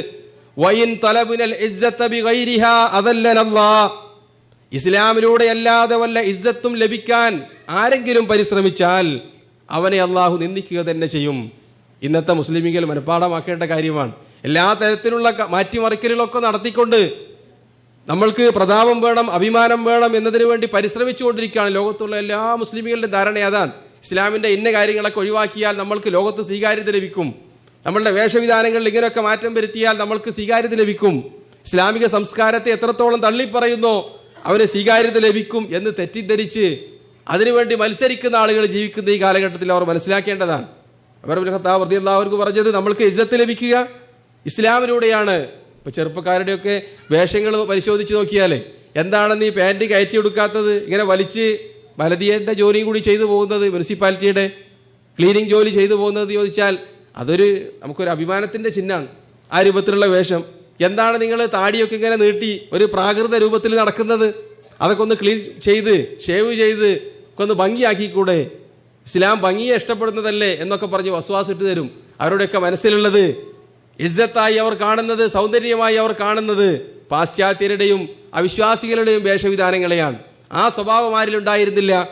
ഉമർ ഇബ്നുൽ ഖത്താബ് റളിയല്ലാഹു അൻഹുവിനെ ഉണ്ടായിരുന്നില്ല. അദ്ദേഹത്തിന്റെ അവരോടുള്ള പെരുമാറ്റം എങ്ങനെയായിരുന്നു? ഖുർആൻ വർണ്ണിച്ചതുപോലെ തന്നെ. മുഹമ്മദുൻ റസൂലുള്ളാഹ് വല്ലദീന മഅഹു അശിദ്ദാഉ അലൽ കുഫാരി റുഹമാഉ ബൈനഹും. നമ്മളുടെ ഇപ്പോഴത്തെ മുസ്ലിങ്ങളുടെ നേരെ വിരുദ്ധം. പരസ്പരം പാരവെക്കുന്നവരും അക്രമികളോടും അതേപോലെ ഇസ്ലാമിക വിരുദ്ധരോടും ഏറ്റവും നല്ല ചങ്ങാത്തം സ്ഥാപിക്കുന്നവരും എന്നായിരിക്കും ഒരു പക്ഷേ ഇന്ന് മുസ്ലിങ്ങളെ വർണ്ണിച്ചാൽ ഭൂരിഭാഗത്തിൻ്റെ അവസ്ഥ. അങ്ങനെ ആയിരുന്നില്ല സഹാബിമാരുടെ സ്വഭാവം. യഥാർത്ഥത്തിലുള്ള വിശ്വാസികളുടെ സ്വഭാവവും അങ്ങനെ ആയിരിക്കാൻ പാടില്ല, അങ്ങനെയാകാൻ പാടില്ല. അതുകൊണ്ടാണ് ഉമർ ഇബ്നുൽ ഖത്താബ് റളിയല്ലാഹുവിന്റെ മുമ്പിൽ ഒരുപാട് ഘട്ടങ്ങളിൽ മുനാഫിക്കുകൾ വന്നിട്ടുണ്ട്. ഇസ്ലാമിക വിരുദ്ധമായ കാര്യങ്ങൾ, ഇസ്ലാമിൽ നിന്ന് പുറത്തു പോകുന്ന വലിയ തെറ്റുകൾ ചെയ്ത ആളുകളെ കൊണ്ടുവരപ്പെട്ടിട്ടുണ്ട് നബി സല്ലല്ലാഹു അലൈഹി വസല്ലം തങ്ങളുടെ മുന്നിലേക്ക്. ഉമർ ഇബ്നുൽ ഖത്താബ് അവിടെ ഉണ്ടായിരുന്നുവെങ്കിൽ അദ്ദേഹം പറയാറുള്ളത്, അള്ളാഹുവിൻ്റെ ദൂതരെ, ആ മുനാഫിക്കിന്റെ തല വെട്ടാൻ എനിക്ക് അനുവാദം നൽകണം എന്ന് പറയാറാണ്. ഒരു വിട്ടുവീഴ്ച ഉണ്ടായിരുന്നില്ല. അപ്പൊ ഏറ്റവും പരിശുദ്ധഭാവക്കാരനായിരുന്ന ഇത്തരക്കാരോട് വിട്ടുവീഴ്ചയില്ലാതെ പെരുമാറിയ ആളെ സംബന്ധിച്ചാണ് ഇസ്ലാമിക ലോകത്തല്ല അവിശ്വാസികൾക്കിടയിൽ ഏറ്റവും കൂടുതൽ സ്വീകാര്യതയുള്ളത്. ഈ വലായിനെയും ബറായിനെയും പരിപൂർണമായി പുലർത്തി ജീവിച്ച അറേബ്യയിൽ നിന്ന് തന്നെ അവിശ്വാസികളെ, പ്രത്യേകിച്ച് യഹൂദന്മാരെയും ക്രിസ്ത്യാനികളെയും നിഷ്കാസനം ചെയ്ത, അവരെ തുരത്തി അവരുടെ സ്ഥലത്തേക്ക് മാറ്റിയ ഉമർ റളിയല്ലാഹു അൻഹു, അദ്ദേഹത്തിനോടാണ് അവർക്ക് ഏറ്റവും സ്നേഹം. മുസ്ലിങ്ങളുടെ കൂട്ടത്തിൽ ഏറ്റവും സ്വീകാര്യതയുള്ളത് അവരെ ഇവിടുന്ന് പുറത്താക്കിയ ആളോടാണ്. അതാണ് അത്ഭുതം. എന്താ കാരണം? അവർക്കറിയായിരുന്നു നീതിയും സത്യത്തിൻ്റെയും അടിസ്ഥാനത്തിലാണ് അദ്ദേഹം നമ്മളോട് വർത്തിക്കുന്നത് എന്ന ഉറച്ച ബോധ്യം ഉണ്ടായിരുന്നു. ഉമർ റളിയല്ലാഹു അൻഹുവിനെ സംബന്ധിച്ചിടത്തോളം ഇസ്ലാം ആയതോടുകൂടി, ഇസ്ലാമിലേക്ക് വന്നതോടുകൂടി അദ്ദേഹത്തിൻ്റെ ജീവിത വീക്ഷണത്തിൽ വലിയ മാറ്റാനുണ്ടായത്. അതിന് മുമ്പുണ്ടായിരുന്ന ജീവിതമായിരുന്നില്ല ഉമർ ഇബ്നുൽ ഖത്താബ് റളിയല്ലാഹു അൻഹു പിന്നീടുണ്ടായിരുന്നത്. ജീവിതത്തിനെ സംബന്ധിച്ചിടത്തോളം അള്ളാഹുവിൻ്റെ ശുദ്ധ ഖുർആനിലൂടെ പറഞ്ഞ് നമുക്കറിയാം, യഅലമു അന്നമൽ ഹയാത്തുദ് ദുനിയ ലഹുവുൻ വലഇബുൻ വതഫാഖുറുൻ വതകാസുറുൻ വസീനത്തുൻ. യഅലമു അന്നമൽ ഹയാത്തുദ് ദുനിയ, നിങ്ങൾ മനസ്സിലാക്കണം, ഈ ദുനിയാവിലെ ജീവിതം എന്ന് പറയുന്നത് പൊങ്ങച്ചം, മത്സരം, വതകാസുറുൻ ഫിൽ അംവാലി വൽ ഔലാദ്, മക്കളിലും സമ്പത്തിലുമുള്ള വർധനവ്, അതിനു വേണ്ടിയുള്ള മത്സരമാണ്. എന്നിട്ട് അള്ളാഹു ഉദാഹരണമായിട്ട് പറഞ്ഞത് കമസലി ഗൈസിൻ അഅജബൽ കുഫാറ നബാതഹു, കൃഷിക്കാരനെ സന്തോഷിപ്പിക്കുന്ന, ആഹ്ലാദം കൊള്ളിക്കുന്ന ഒരു മഴ പെയ്തതുപോലെ. മഴ വർഷിക്കുമ്പോൾ, കൃഷി ഇങ്ങനെ ഉണ്ടാകുമ്പോൾ, പച്ചക്കറികളും പിന്നെ കാർഷികോൽപ്പന്നങ്ങളൊക്കെ വർദ്ധിക്കുമ്പോൾ നല്ല സന്തോഷം ഉണ്ടാകും. എന്നിട്ടോ പിന്നീട് വേനൽ വരുന്ന സമയത്ത് അതൊക്കെ വൈക്കോൽ തുരുമ്പുകളായി പറന്നുപോയി. വഫിൽ ആഖിറതി ഹദാബുൻ ഷദീദ്, അവിടെ മഗ്ഫിറത്തുണ്ട്, അതോടൊപ്പം കഠോരമായ ശിക്ഷയുമുണ്ട്. എന്നിട്ട് അള്ളാഹു അവസാനിപ്പിക്കുന്നത് ആ സൂക്തം, വമൽ ഹയാത്തുദ് ദുനിയാ ഇല്ലാ മതാഉൽ ഗുറൂർ, മനുഷ്യരെ നിങ്ങൾ മനസ്സിലാക്കുക, ഈ ജീവിതമെന്ന് പറയുന്നത് വഞ്ചനയുടെ ചരക്ക് മാത്രമാണ്. ഇത് തിരിച്ചറിയാൻ സാധിച്ചു ഉമർ ഇബ്നുൽ ഖത്താബ് റളിയല്ലാഹു അൻഹുവിന്. അതുകൊണ്ടാണ് അദ്ദേഹം ലോകത്തിലെ ഏറ്റവും വലിയ ശക്തമായ സാമ്രാജ്യത്തെ നയിച്ചപ്പോഴും ചെറ്റക്കുടിയിൽ കിടന്നുറങ്ങിയത്. നേരത്തെ പറഞ്ഞ രൂപത്തിലുള്ള ആ 8 or 9 കണ്ടം വെച്ച കുപ്പായം ധരിച്ചുകൊണ്ട് അദ്ദേഹം ആ ബൈത്തുൽ മുഖദ്ദസിലേക്ക് യാത്രയായത്. ഹുർമുസാൻ, പേർഷ്യൻ ചക്രവർത്തിയുടെ ദൂതൻ, ഉമർ ഇബ്നുൽ ഖത്താബ് റളിയല്ലാഹു അൻഹുവിനെ ഖലീഫയെ കാണാൻ വേണ്ടി മദീനയിലേക്ക് വന്നു. അദ്ദേഹം പരിവാരങ്ങളോട് ഇറങ്ങി. എന്നിട്ട് ചോദിച്ചു, എവിടെയാണ് നിങ്ങളുടെ ഖലീഫയുടെ കസറ്, കൊട്ടാരം? ആളുകൾ പറഞ്ഞു, അദ്ദേഹത്തിന് കസറും കൊട്ടാരമൊന്നുമില്ല, കൂഹുണ്ട് ചെറ്റക്കുടിൽ, അത് മദീനയുടെ ആ പ്രാന്തപ്രദേശത്തുണ്ട്. കാണിച്ചു കൊടുത്തു. അവിടെ ചെന്നപ്പോൾ അദ്ദേഹം അത്ഭുതപ്പെട്ടു. ഈ ഉമർ ഇബ്നുൽ ഖത്താബ് റളിയല്ലാഹു അൻഹുവിന്റെ സൈന്യം അവിടെ യർമൂക്കിൽ റോമാക്കാരെ പരാജയപ്പെടുത്തിയിരിക്കുകയാണ്. ഇപ്പോൾ അവർ സയ്യിദ് ബിൻ അബൂ വഖാസ് റളിയല്ലാഹു അൻഹുവിന്റെ നേതൃത്വത്തിൽ പേർഷ്യയുടെ ബാക്കിയുള്ള കൊട്ടാരങ്ങൾ കൂടി പിടിച്ചെടുക്കാൻ വേണ്ടി നിൽക്കുമ്പോഴാണ് സന്ധി സംഭാഷണത്തിന് വേണ്ടി ഹുർമുസാൻ മദീനയിലേക്ക് വരുന്നത്. അദ്ദേഹം ഈ ചെറ്റക്കുള്ളിൽ കണ്ടിട്ട് അത്ഭുതപ്പെട്ടു. അവിടെ ആരെയും കാണാനില്ല, പാറാവുകാരില്ല, അവിടെ ആരാ ഉള്ളതെന്ന് ചോദിക്കുക, ഒരു മനുഷ്യരും കാണാനില്ല. കഥകളി മുട്ടിയപ്പോൾ അവിടെ നിന്ന് ഒരാളുടെ ശബ്ദം കേട്ടു, ഉമർ ഇബ്നുൽ ഖത്താബ് റളിയല്ലാഹു അൻഹുവിന്റെ വീട്ടുകാരുടെ. അവരോട് ചോദിച്ചു, എവിടെ പോയി അമീറുൽ മുഅ്മിനീൻ, നിങ്ങളുടെ രാജാവ്? അവർ പറഞ്ഞു, അവിടെ വഴിയിലെവിടെയെങ്കിലും ഉണ്ടാവും. മറുപടിയാണ് വീട്ടിലുള്ളത്, മുസ്ലിങ്ങളുടെ ഖലീഫയുടെ. പേടിച്ച് വിറച്ച് വന്നതാണ് സന്ധി സംഭാഷണത്തിന് വേണ്ടി. അങ്ങനെ തെരഞ്ഞു നടക്കുകയാണ് ഖലീഫയെ. വഴിയിൽ വെച്ച് അദ്ദേഹം പല ആളുകളോട് ചോദിച്ചു, ഉമർ ഇബ്നുൽ ഖത്താബിനെ കണ്ടവരുണ്ടോ? അപ്പോൾ പറഞ്ഞു, അവിടെ മരത്തിൻ്റെ ചോട്ടിൽ കിടന്നുറങ്ങുന്നുണ്ടായിരുന്നു കുറച്ച് സമയം മുമ്പ്. അദ്ദേഹം ചെന്നപ്പോൾ കണ്ടത് മരത്തിൻ്റെ ചോട്ടിൽ കിടന്ന് കൂർക്കം വലിക്കുന്ന ഉമർ ഇബ്നുൽ ഖത്താബ് റളിയല്ലാഹു അൻഹുവിനെയാണ്. ഹാഫിദ് ഇബ്രാഹിം അതൊരു കവിതയിലൂടെ പറഞ്ഞിട്ടുണ്ട്. ഹുർമുസാന്റെ ആ വാക്കുകൾ വർണ്ണിക്കുകയും ചെയ്തിട്ടുണ്ട്. അദ്ദേഹം അത്ഭുതപ്പെട്ടു. അദ്ദേഹം അടുത്ത് ചെന്നിട്ട് നോക്കിക്കൊണ്ട് പറഞ്ഞത്, അദൽത ഫഅമിൻത വനിംത, നിങ്ങൾ നീതി പാലിച്ച കാരണത്താൽ നിങ്ങൾക്ക് ഭയപ്പെടേണ്ടി വന്നില്ല, അതുകൊണ്ട് നിങ്ങൾക്ക് എവിടെയും കിടന്നുറങ്ങാം. ഞങ്ങളുടെ കൂട്ടത്തിലെ ഒരു സാധാരണ സമ്പന്നൻ ഈ രൂപത്തിൽ കിടന്നുറങ്ങിയാൽ പിന്നെ ഉണരാൻ തല ഉടലുണ്ടാവില്ല എന്നാണ് അദ്ദേഹം പ്രതികരിച്ചത് എന്ന് ചരിത്ര ഗ്രന്ഥങ്ങളിൽ നമുക്ക് കാണാൻ പറ്റും. നബി സല്ലല്ലാഹു അലൈഹി വസല്ലം തങ്ങൾ പഠിപ്പിച്ച ആ ഇസ്ലാമിക ഭരണത്തിന്റെ രൂപം നടപ്പാക്കി കാണിച്ചു തരികയാണ് ഉമർ ഇബ്നുൽ ഖത്താബ് റളിയല്ലാഹു അൻഹു ചെയ്തത്. അതുകൊണ്ടാണ് അദ്ദേഹത്തിന് ആ രൂപത്തിൽ ആളുകൾക്കിടയിൽ സ്വീകാര്യത ലഭിച്ചത് എന്ന് നമ്മൾ മനസ്സിലാക്കേണ്ടതുണ്ട്. അദ്ദേഹത്തിന്റെ ചരിത്രം മനസ്സിലാക്കുന്നവർക്കൊക്കെ ആ കാര്യം അറിയാൻ പറ്റും.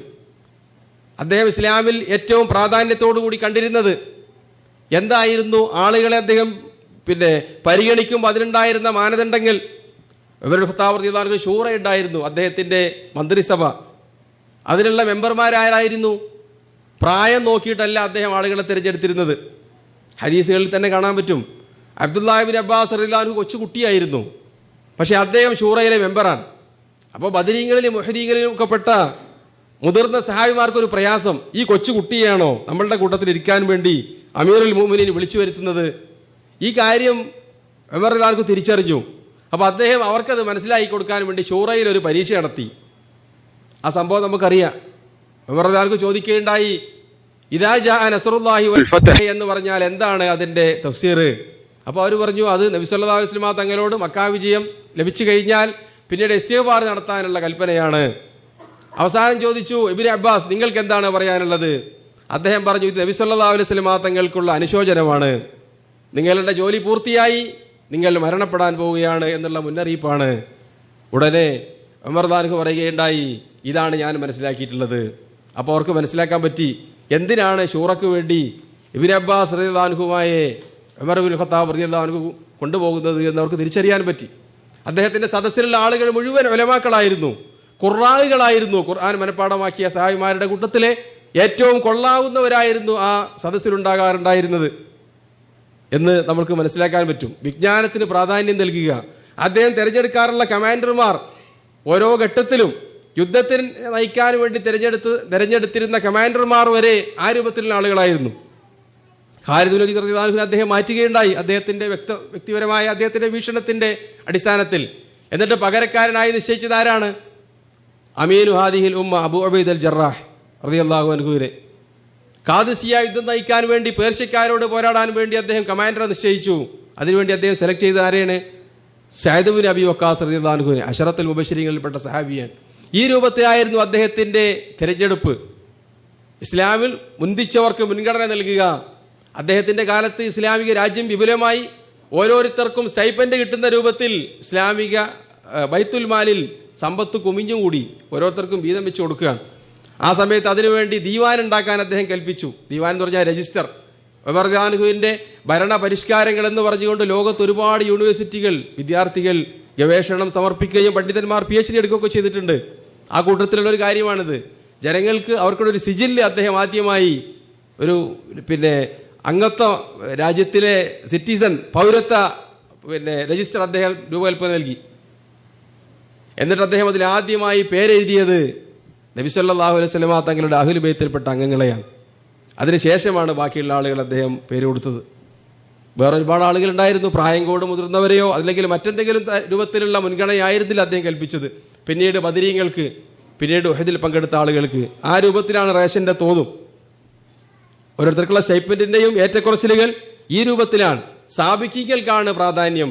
ഇസ്ലാമിലേക്ക് ആദ്യം കടന്നു വന്ന ആളുകൾക്ക്, അള്ളാഹുവിൻ്റെ അടുക്കൽ സ്ഥാനമുള്ളവർക്ക്, അള്ളാഹു മുന്തിച്ചവരെയാണ്, അള്ളാഹു പരിഗണിച്ചവരെയാണ് അദ്ദേഹം ആദ്യമായി പരിഗണിച്ചത്.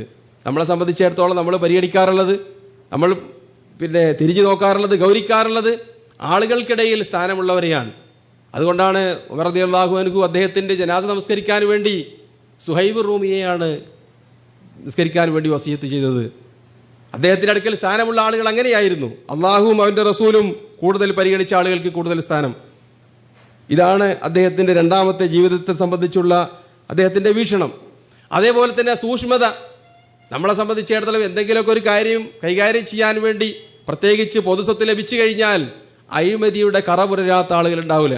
ഏറ്റവും ചുരുങ്ങിയത് കുടുംബക്കാർക്കെങ്കിലും എന്തെങ്കിലും ജോലി വാങ്ങി കൊടുക്കണം, ഇനി ഒന്നും വാങ്ങാനില്ലെങ്കിലും സ്വന്തക്കാർക്ക് എന്തെങ്കിലും നേടിക്കൊടുക്കുക. അതല്ലെങ്കിൽ ഇപ്പം എന്തിനായി ഏർപ്പാടിന് നടക്കുന്നത്? അതായിരിക്കും മനുഷ്യന്മാരുടെയൊക്കെ പൊതുവെയുള്ള കാഴ്ചപ്പാട്. അഴിമതിയുടെയൊക്കെ പുറമെ അതൊന്നും ചെയ്യാത്ത ആളുകളെ സംബന്ധിച്ചിടത്തോളം ഏറ്റവും ചുരുങ്ങിയത്. ഈ നേരത്തെ പറഞ്ഞ രജിസ്റ്റർ ഉണ്ടാക്കിയപ്പോൾ ഉമർ ഇബ്നുൽ ഖത്താബ് റളിയല്ലാഹു അൻഹുവിന്റെ മകൻ അബ്ദുല്ലാഹി ഇബ്നു ഉമർ റളിയല്ലാഹു അൻഹുമാ, അദ്ദേഹത്തിന് റേഷന്റെ പകുതി സ്റ്റൈപ്പൻഡ് പകുതിയാണ്, ബാക്കിയുള്ള ആളുകൾക്കുള്ള അത്ര ഇല്ല. അദ്ദേഹം മുഹാജിറാണ്, പക്ഷേ സാധാരണ മുഹാജിറുകൾക്കുള്ള സ്റ്റൈപ്പൻഡ് അദ്ദേഹത്തിനില്ല, പകുതിയാണ്. അപ്പോൾ ആളുകൾ ചോദിച്ചു, അതെന്താണ് നിങ്ങളുടെ മകന് പകുതി? അദ്ദേഹം മുഹാജിറാണല്ലോ, സാബിഖീങ്ങളിൽപ്പെട്ടവനാണല്ലോ. അതിനുള്ള മറുപടി, അവൻ മുഹാജിറാണെങ്കിലും ഉപ്പാന്റെ കൂടിയാണ് ഹിജറ വന്നത്, അതുകൊണ്ട് പകുതി മതി. നമ്മളെ സംബന്ധിച്ചിടത്തോളം രാജാവിൻ്റെയോ ഭരണാധികാരിയുടെയോ വേണ്ടപ്പെട്ട ആളാണെങ്കിൽ 2 പേരിൽ അവിടെ കാർഡുണ്ടാവും, ഇരട്ടി വാങ്ങാൻ വേണ്ടിയിട്ട്. ഇതാണ് അദ്ദേഹത്തിൻ്റെ സൂക്ഷ്മത. ഏതെങ്കിലും ഒരു നിയമം നടപ്പാക്കാൻ വേണ്ടി അദ്ദേഹം തീരുമാനിച്ചാൽ ആദ്യം വീട്ടുകാരോടൊരു പ്രഭാഷണം നടത്തും. ഇതാ ഇന്ന നിയമം നടപ്പാക്കാൻ ഒരുങ്ങുകയാണ്. നിങ്ങളെ ആളുകൾ നോക്കുന്നത് ഇറച്ചി കഷത്തിലേക്ക് നോക്കുന്ന കാക്കകളെ പോലെയോ പരുന്തുകളെ പോലെയോ നിങ്ങളെ വീക്ഷിച്ചുകൊണ്ടിരിക്കുകയാണ്. നിങ്ങൾ ആരെങ്കിലും ഇതിന് വിരുദ്ധമായി പ്രവർത്തിക്കുന്നുണ്ടോ എന്ന് നോക്കിക്കൊണ്ട്. അതുകൊണ്ട് തന്നെ നിങ്ങളുടെ കൂട്ടത്തിൽ ആരെങ്കിലും ഈ നിയമം ലംഘിച്ചാൽ നിങ്ങൾക്ക് ഇരട്ടി ശിക്ഷയായിരിക്കും എന്നിട്ട് പറഞ്ഞ് ബോധ്യപ്പെടുത്തിയിട്ടാണ് ഈ നിയമം പൊതുജനങ്ങളോട് പറയാം. നമ്മളെ സംബന്ധിച്ചിടത്തോളം സങ്കല്പിക്കാൻ പറ്റാത്തതാണ്. ഈ കാലഘട്ടത്തിലൊക്കെ സ്വന്തക്കാർക്ക് നിയമം ഉണ്ടാവില്ല, അവർക്ക് ഒരു പരിശോധന ഉണ്ടാവില്ല. എല്ലാ സ്ഥാനത്തും നമ്മളുടെ വേണ്ടപ്പെട്ട ആളുകളെ തിരികെ കയറ്റുകയും സ്വന്തം എല്ലാ തരത്തിലുള്ള അഴിമതികളും നടത്തുന്ന ആധുനിക മുസ്ലിം നേതാക്കന്മാർ മനസ്സിലാക്കേണ്ടതാണ് എന്തുകൊണ്ടാണ് ഉമർ ഇബ്നുൽ ഖത്താബ് റളിയല്ലാഹു അൻഹുവിൻ്റെ ഭരണം നീതിക്ക് ഉദാഹരണമായി ലോകം വർണ്ണിക്കുന്നത് എന്ന്. അതേപോലെ തന്നെ ഓരോ രംഗത്തും വിശ്വാസത്തിൻ്റെ കാര്യത്തിൽ നബി സല്ലല്ലാഹു അലൈഹി വസല്ലമ തങ്ങളോട് വരെ ഒരു ഘട്ടത്തിൽ അദ്ദേഹം സംശയം വരുന്ന കാര്യങ്ങൾ അപ്പോൾ ക്ലിയർ ചെയ്യാറുണ്ടായിരുന്നു. മനസ്സിലാക്കി കഴിഞ്ഞാൽ അത് പ്രവർത്തിക്കുന്നതിൽ ഒന്നാം സ്ഥാനക്കാരനാണ്. ഹുദൈബിയ സന്ധിയിൽ അദ്ദേഹത്തിന് അങ്ങനെ അബദ്ധം പറ്റിയിരുന്നു. ഇത് വിജയമാണോ, ഇത് പരാജയമല്ലേ, നമ്മൾ അവിശ്വാസികളുടെ മുമ്പിൽ കീഴടങ്ങുകയാണോ എന്ന് അദ്ദേഹം വിമർശിച്ചിരുന്നു. പിന്നീട് അദ്ദേഹം പശ്ചാത്തപിച്ചു. ജീവിതത്തിന്റെ അവസാനം വരെ നബി സല്ലല്ലാഹു അലൈഹി വസല്ലം തങ്ങളോട് അങ്ങനെ വിമർശിച്ച് സംസാരിച്ചല്ലോ എന്നതിൻ്റെ പേരിൽ ഒരുപാട് നോമ്പ് പിടിക്കുകയും ധർമ്മം ചെയ്യുകയും ചെയ്തിരുന്നു അദ്ദേഹം റളിയല്ലാഹു അൻഹു. അതോടൊപ്പം ഒരു കാര്യം മനസ്സിലായി കഴിഞ്ഞാൽ പിന്നീട് അവിടെ ശങ്കയില്ല. അദ്ദേഹത്തിൻ്റെ സ്വഭാവം അതായിരുന്നു, നമ്മളെപ്പോലെയല്ല. അതിൽ പിന്നെ ശക്കില്ല, യഖീനായി കഴിഞ്ഞാൽ അത് പ്രവർത്തിക്കുക, അതിനപ്പുറത്തേക്കൊന്നുമില്ല. അള്ളാഹുവിൻ്റെ കലാമിൽ ആർക്കെങ്കിലും സംശയമുണ്ടോ? ഇല്ല. അദ്ദേഹത്തിൻ്റെ കാലത്ത് ഈജിപ്തുകാരനായിരുന്ന സെബീ അൽ അസൽ എന്ന് പറയുന്ന അല്ലെങ്കിൽ ഇസിൽ എന്ന് പറയുന്ന ഒരാളുണ്ടായിരുന്നു. ഖുർആനൊക്കെ നല്ലോണം പഠിച്ചു. പിന്നെ അദ്ദേഹത്തിന് ഒരുപാട് വസ്വാസുകൾ, ഏതായത്ത് കണ്ടാലും ഒരു വസ്വാസ്, മുത്തശാബിഹാത്തുകളെ സംബന്ധിച്ചൊക്കെ തർക്കിക്കുക. അപ്പോൾ അദ്ദേഹത്തിന് അമർ ഇബ്നുൽ ആസ് ഈജിപ്തിൽ നിന്ന് പിടിച്ചിട്ട് മദീനയിലേക്ക് കയറ്റി വിട്ടു. നീ ഉമർ ഇബ്നുൽ ഖത്താബിനെ കണ്ടിട്ട് ഈ ചോദ്യങ്ങൾക്കൊക്കെ ഒരു സംശയ നിവാരണം വരുത്തിക്കോ എന്ന് പറഞ്ഞിട്ട് അദ്ദേഹം വന്നു. മദീനയിലെത്തി. ഉമർ ഇബ്നുൽ ഖത്താബ് റളിയല്ലാഹു അൻഹു വിളിച്ചു വരുത്തി. എന്നിട്ട് അദ്ദേഹത്തിൻ്റെ ഒരു പ്രസിദ്ധമായ വടിയുണ്ട്, അദ്ദുർറത്തുൽ ഉമരിയ, അതുകൊണ്ട് തലക്ക് 4 പൊട്ടിക്കൽ, പൊട്ടിച്ച് രക്തം വാർന്നു. അതിനുമുമ്പ് ചോദ്യമൊന്നുമില്ല. എന്നിട്ടാണ് ചോദിക്കുന്നത്. മുഫസ്സിറുകളൊക്കെ കൊടുത്തൊരു പ്രസിദ്ധമായ സംഭവമാണ്. എന്നിട്ട് അടി കിട്ടി രക്തം വരാൻ തുടങ്ങിയപ്പോൾ അദ്ദേഹം പറഞ്ഞു, എൻ്റെ സംശയമൊക്കെ മാറി, എന്നാൽ ഇനി പോയിക്കോ. അദ്ദേഹത്തിനെ ബസറയിലേക്ക് നാട് കടത്തി. അവിടെ ജീവിക്കാൻ പറഞ്ഞു. ആളുകൾക്ക് മുന്നറിയിപ്പ് നൽകി, അദ്ദേഹം ക്ലാസ് എടുക്കാൻ പാടില്ല, പൊതുജനങ്ങളുമായി സംവദിക്കാൻ പാടില്ല. സംശയമൊക്കെ മാറി. പിന്നെ അവിടെ നിന്ന് ഭരണാധികാരികൾ കത്തെഴുതി, ഇയാളിപ്പോൾ നല്ല രൂപത്തിലായിട്ടുണ്ടെന്ന് പറഞ്ഞപ്പോൾ എന്നാൽ പിന്നെ പൊതുജനങ്ങളോട് സമ്പർക്കം പുലർത്തിക്കോട്ടെ. ജനങ്ങൾക്കിടയിൽ കുപ്രചാരണം നടത്തുന്ന, വസ്വാസ് ഉണ്ടാക്കുന്ന, ഇസ്ലാമിക വിരുദ്ധമായ കാര്യങ്ങൾ പ്രചരിപ്പിക്കുന്ന ആളുകളെ ഏത് രൂപത്തിൽ കൈകാര്യം ചെയ്യണം എന്നുള്ളതിൻ്റെ ഒരു തെളിവാണത്. വിശുദ്ധ ഖുർആനിലെ ആയത്ത് കേട്ടാൽ അവിടെ നിൽക്കുകയാണ്. നമ്മൾക്കറിയാം നബി സല്ലല്ലാഹു അലൈഹി വസല്ലം തങ്ങളുടെ നിര്യാണ സമയത്ത് സഹാബിമാരൊക്കെ എന്ത് ചെയ്യണമെന്നറിയാതെ വെപ്രാളപ്പെട്ടു. ഉമർ ഇബ്നുൽ ഖത്താബ് റളിയല്ലാഹു അൻഹു തന്നെ നിയന്ത്രണം വിട്ടുകൊണ്ട് അദ്ദേഹം പറഞ്ഞു, നബി സല്ലല്ലാഹു അലൈഹി വസല്ലം തങ്ങൾ മരിച്ചിട്ടില്ല, 40 ദിവസം മൂസാ നബി അലൈഹി സ്വലാം പോയതുപോലെ മാറി നിൽക്കുകയാണ്. ആരെങ്കിലും മുഹമ്മദ് മരിച്ചു എന്ന് പറഞ്ഞാൽ അവരെ ഞാൻ ശരിപ്പെടുത്തുമെന്നൊക്കെ പല ചരിത്രങ്ങളിലും നമുക്ക് കാണാൻ പറ്റും. അബൂബക്കർ സിദ്ദീഖ് റളിയല്ലാഹു വന്നു. അദ്ദേഹം സൂക്തം ഖുർആനിലെ വചനങ്ങൾ ചൊല്ലിക്കൊടുക്കുകയാണ്. വമാ മുഹമ്മദുൻ ഇല്ലാ റസൂലുൻ ഖദ് ഖലത് മിൻ ഖബ്ലിഹിർ റസുൽ അഫ ഇൻ മാത ഔ ഖുതില അൻകലബ്തും അലാ അഖാബിക്കും. മുഹമ്മദ് മറ്റു പ്രവാചകന്മാരെ പോലെയുള്ള ഒരു പ്രവാചകൻ മാത്രം. അദ്ദേഹം മരണപ്പെടുകയോ കൊല്ലപ്പെടുകയോ ചെയ്താൽ ഇൻകലബ്തും അലാ അഖാബിക്കും, നിങ്ങൾ ദീനിൽ നിന്ന് പിന്തിരിഞ്ഞു പോവുകയാണോ? ഈ സൂക്തം കേട്ടതോടുകൂടി അദ്ദേഹം അവിടെ ഇരുന്നു പോയി. ഒരു തർക്കവും പിന്നില്ല. നബി സല്ലല്ലാഹു അലൈഹി വസല്ലം തങ്ങൾ വഫാത്തായി എന്ന് ഉറപ്പിക്കുകയാണ്. മുർത്തദ്ദുകളുമായുള്ള യുദ്ധം വിവരിച്ച കൂട്ടത്തിൽ നമ്മൾ പറഞ്ഞിരുന്നു, അവരുടെ കൂട്ടത്തിൽ വലിയ ഒരു സൈന്യവുമായി മുസ്ലിങ്ങളോട് പോരാടാൻ വന്ന ഉയൈന ബിൻ ഹുസൈൻ അൽ ഫസാരി എന്ന് പറയുന്ന അദ്ദേഹം നബി സല്ലല്ലാഹു അലൈഹി വസല്ലം തങ്ങളുടെ അടുത്ത് വന്ന് മുസ്ലിമായി നടിച്ച വ്യക്തിയാണ്. അദ്ദേഹത്തിനെ പിന്നീട് മുസ്ലിങ്ങൾ ബന്ദിയാക്കുകയും ഖാലിദ് റളിയല്ലാഹു അൻഹു അദ്ദേഹത്തിനെ മദീനയിലേക്ക് കൊടുത്തുവിടുകയും ചെയ്യുന്നുണ്ട്. അവിടെ എത്തിയപ്പോൾ അദ്ദേഹം പറഞ്ഞത്, മദീനയിലുള്ള കുട്ടികൾ അദ്ദേഹത്തിനെ പരിഹസിക്കാൻ തുടങ്ങിയെന്നാണ്. എടാ, നീ ഇസ്ലാമിൽ നിന്ന് മുർത്തദ്ദായിപ്പോയോ എന്ന് ചോദിച്ചപ്പോൾ അദ്ദേഹം പറഞ്ഞത്, ഞാൻ മുർത്തദ്ദാവാൻ ആദ്യം ഇസ്ലാമിലേക്ക് പ്രവേശിക്കണ്ടേ, ഞാൻ നിങ്ങളെ കളിപ്പിക്കുകയായിരുന്നു എന്നാണ്. അപ്പോൾ ഇന്ന് മനസ്സിലാവുന്നത് അദ്ദേഹം പിന്നെയാണ് മുസ്ലിം ആവുന്നത്. മുസ്ലിം ആവുകയും നല്ല രൂപത്തിലാണ് അദ്ദേഹം മരണപ്പെടുകയും ചെയ്തത് റളിയല്ലാഹു അൻഹു. അദ്ദേഹം ഉമർ ഇബ്നുൽ ഖത്താബ് റളിയല്ലാഹു അൻഹുവിനെ കാണാൻ വന്നു. അദ്ദേഹത്തിൻ്റെ സഹോദരപുത്രൻ ഹുർറു ബിൻ ഖൈസ് അൽ ഫസാരി ഉമർ റളിയല്ലാഹു അൻഹുവിൻ്റെ ഷൂറ മെമ്പറായിരുന്നു. അദ്ദേഹം ഖുറാകളിൽപ്പെട്ട വ്യക്തിയായിരുന്നു. അതാണ് അദ്ദേഹത്തിൻ്റെ ഉമർ റളിയല്ലാഹുവിൻ്റെ മാനദണ്ഡം. സഹോദരൻ അദ്ദേഹത്തിൻ്റെ ശൂറ മെമ്പറാണ്. അപ്പോൾ ഉയൈന വന്നിട്ട് പറഞ്ഞു, നീ ഉമർ റളിയല്ലാഹുവിൻ്റെ അടുത്ത ആളാണല്ലോ, എനിക്ക് ഉമറിനെ ഒന്ന് കാണാൻ അവസരം ഉണ്ടാക്കി തരണം. അപ്പോൾ അദ്ദേഹം പറഞ്ഞു, വന്നോ. ഉമറിനെ കാണാൻ അങ്ങനെ അവസരത്തിൻ്റെ ആവശ്യമൊന്നുമില്ല. പക്ഷേ ഉയൈന ആയതുകൊണ്ട് ചിലപ്പോൾ എന്തെങ്കിലും പ്രശ്നങ്ങൾ ഉണ്ടായാലോ എന്ന് ആശങ്കപ്പെട്ടുകൊണ്ടാണ് അദ്ദേഹം പറയുന്നത് ഒരു പ്രത്യേക കൂടിക്കാഴ്ചയ്ക്ക് സമയം വേണമെന്ന് പറഞ്ഞത്. അങ്ങനെ അനുവാദം കൊടുത്തു. വന്ന സമയത്ത് തന്നെ ഉയൈന അദ്ദേഹത്തിൻ്റെതായ നാടൻ ശൈലിയിൽ പ്രസംഗിച്ചു. അദ്ദേഹം ഗ്രാമീണനാണ്, അറാബികളിൽ വളർന്ന വ്യക്തിയാണ്. അദ്ദേഹം പറഞ്ഞു, ലാ തഹ്കും ബൈനനാ ബിൽ അദിൽ വലാ തുഖ്സിം ബൈനനാ ബിൽ അദിൽ ബിസവിയ. നീ ഞങ്ങൾക്കിടയിൽ നീതിയുടെ അടിസ്ഥാനത്തിൽ വിധിക്കുകയോ ഭരിക്കുകയോ ചെയ്യുന്നില്ല. അക്രമവും അരാജകത്വമാണ് നിങ്ങളുടെ ഭരണം. ആരോടാ പറയുന്നത്? ഉമർ ഇബ്നുൽ ഖത്താബ് റളിയല്ലാഹു അൻഹുവിനോട്. അത് കേട്ടപ്പോൾ അദ്ദേഹത്തിന് പെട്ടെന്ന് കോപം വന്നു. അദ്ദേഹം വടിയെടുത്ത് തലക്ക് പൊട്ടിക്കാൻ വേണ്ടി വടിയങ്ങോട്ട് ഉയർത്തി. ഉടനെ ഹുർറ് പറഞ്ഞു, അമീറുൽ മുഅ്മിനീൻ, അള്ളാഹു പറയുന്നത് ഫഅരിദ് അനിൽ ജാഹിലീൻ. ഖുർആനിൽ അള്ളാഹു പറഞ്ഞത് നിങ്ങൾ ക്ഷമിക്കുകയും മാപ്പ് കൊടുക്കുകയും ചെയ്യുക, ജാഹിലീങ്ങളിൽ നിന്ന് തിരിഞ്ഞു കളയുക. ഇന്ന അഖീ മിനൽ ജാഹിലീൻ. അള്ളാഹു പറഞ്ഞ ആ ജാഹിലീങ്ങളിൽ പെട്ട ആളാണ് എൻ്റെ സഹോദരൻ. ഉമർ റളിയല്ലാഹു അൻഹു വടി അവിടെ താഴ്ത്തി അദ്ദേഹത്തിനോട് പോകാൻ പറഞ്ഞു. ഏത് കോപം വരുന്ന രംഗത്തും വൈകാരികമായി തളർച്ച നേരിടുന്ന രംഗത്തും വിശുദ്ധ ഖുർആനിലെ സൂക്തങ്ങൾ കേട്ടാൽ കാന വഖാഫൻ ഇൻദ കലാമില്ല, അള്ളാഹുവിൻ്റെ സൂക്തങ്ങൾ കേട്ടാൽ അവിടെ നിൽക്കുകയാണ്. അതുകൊണ്ട് തന്നെയാണ് അദ്ദേഹം ഇസ്ലാമിലേക്ക് വരികയും ചെയ്തത്, അല്ലേ? മുസ്ലിം ആവാനുണ്ടായ കാരണം ഖുർആനിലെ വചനങ്ങൾ കേട്ടതാണ്. ഇൻഷാ അല്ലാഹ് നമുക്ക് അവിടേക്ക് പിന്നീട് വിശദമായി കടന്നു വരാം. ഏതായിരുന്നാലും ഉമർ റളിയല്ലാഹു അൻഹുവിൻ്റെ ജീവിത വീക്ഷണം അങ്ങനെയായിരുന്നു. വിശ്വാസം, അടിയുറച്ച വിശ്വാസം. നബി സല്ലല്ലാഹു അലൈഹി വസല്ലം തങ്ങളെ തുടരുന്ന വിഷയത്തിൽ പിന്നെ അതിലൊരു ചോദ്യമില്ല. നമ്മളെ ആളുകളെ പോലെ നമ്മൾക്ക് എന്ത് കാര്യം സ്ഥിരപ്പെട്ടാലും അതിന് നമ്മളുടേതായ ഒരു അഭിപ്രായം കൂടി ഉണ്ടാവും അതിൻ്റെ അപ്പുറത്തേക്ക്. ഉമർ ഇബ്നുൽ ഖത്താബ് റളിയല്ലാഹു അൻഹു അങ്ങനെയായിരുന്നില്ല സമീപനം. റസൂലുള്ളാഹി പറഞ്ഞതാണോ അത് അപ്പടി പ്രവർത്തിക്കുക. കഅബയെ തവാഫ് ചെയ്തതിന് ശേഷം അദ്ദേഹം ഹജറുൽ അസ്വദ് ചുംബിച്ചു. എന്നിട്ട് അവിടെ നിന്നിട്ട് തിരിഞ്ഞു നോക്കി. ഒരുപാട് ആളുകൾ അദ്ദേഹത്തിൻ്റെ കൂടെ ഹജ്ജ് ചെയ്യുന്നുണ്ട്, തവാഫ് ചെയ്യുന്നുണ്ട്. അപ്പോൾ അദ്ദേഹം ഉറക്കെ അവിടുന്ന് പറഞ്ഞു, അള്ളാഹു തന്നെയാണ് സത്യം, നീ ഒരു കല്ലാണെന്ന് എനിക്കറിയാം. ഹജറുൽ അസ്വദിനോട് പറയാണ്, അങ്ങോട്ട് നോക്കിയിട്ട് അതിന് നേരെ തിരിഞ്ഞിട്ട്, ലൗലാ അന്നി റഅയ്തു റസൂലല്ലാഹി സ്വല്ലല്ലാഹു അലൈഹി വസല്ലം ഖബ്ബൽതുകി മാ ഖബ്ബൽതുകി. അള്ളാഹുവിൻ്റെ ദൂതൻ ഈ കല്ലിനെ ചുംബിക്കുന്നതായി ഞാൻ കണ്ടിട്ടില്ലായിരുന്നുവെങ്കിൽ ഈ കല്ലിനെ ചുംബിക്കാൻ എന്നെ കിട്ടുമായിരുന്നില്ല എന്ന് അദ്ദേഹം പ്രഖ്യാപിക്കുകയാണ്.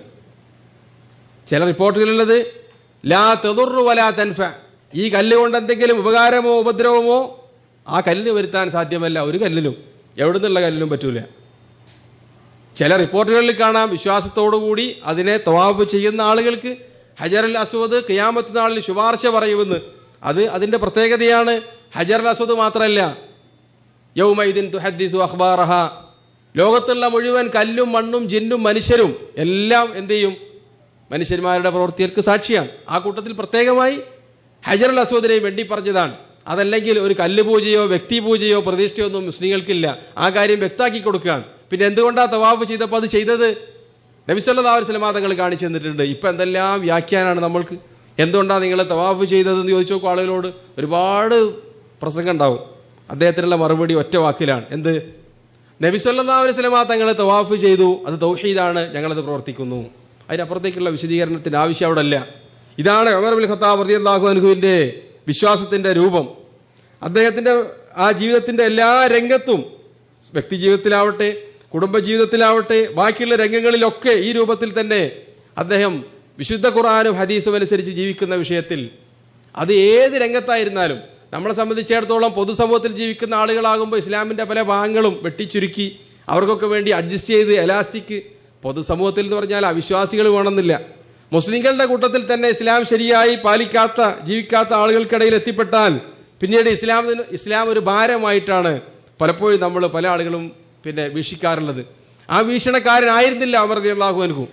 ഖുർആനിൽ പറഞ്ഞ കാര്യങ്ങൾ, നബി സല്ലല്ലാഹു അലൈഹി വസല്ലം തങ്ങൾ പഠിപ്പിച്ച കാര്യങ്ങൾ അത് ജീവിതത്തിൽ കൃത്യമായി പാലിക്കുക. അതുകൊണ്ടാണ് അദ്ദേഹത്തിന് ഈ പറഞ്ഞ എല്ലാ തരത്തിലുള്ള നന്മകളും കൈവന്നത്. അപ്പോൾ ബാക്കിയുള്ള സഹാബിമാരോ? അവർക്കൊക്കെ അതുണ്ടായിരുന്നു. പക്ഷേ ഉമർ ഇബ്നുൽ ഖത്താബിനെ പോലെ അവർ ഭരിച്ചവരായിരുന്നില്ല. എല്ലാവർക്കും ഒരേ രൂപത്തിൽ കഴിവുണ്ടാവുകയും ചെയ്യില്ലല്ലോ. അതുകൊണ്ടാണ് നബി സല്ലല്ലാഹു അലൈഹി വസല്ലം തങ്ങൾ പറഞ്ഞത്, അൽ മുഅ്മിനുൽ ഖവിയ്യു ഖൈറുൻ വഅഹബ്ബു ഇലല്ലാഹ്.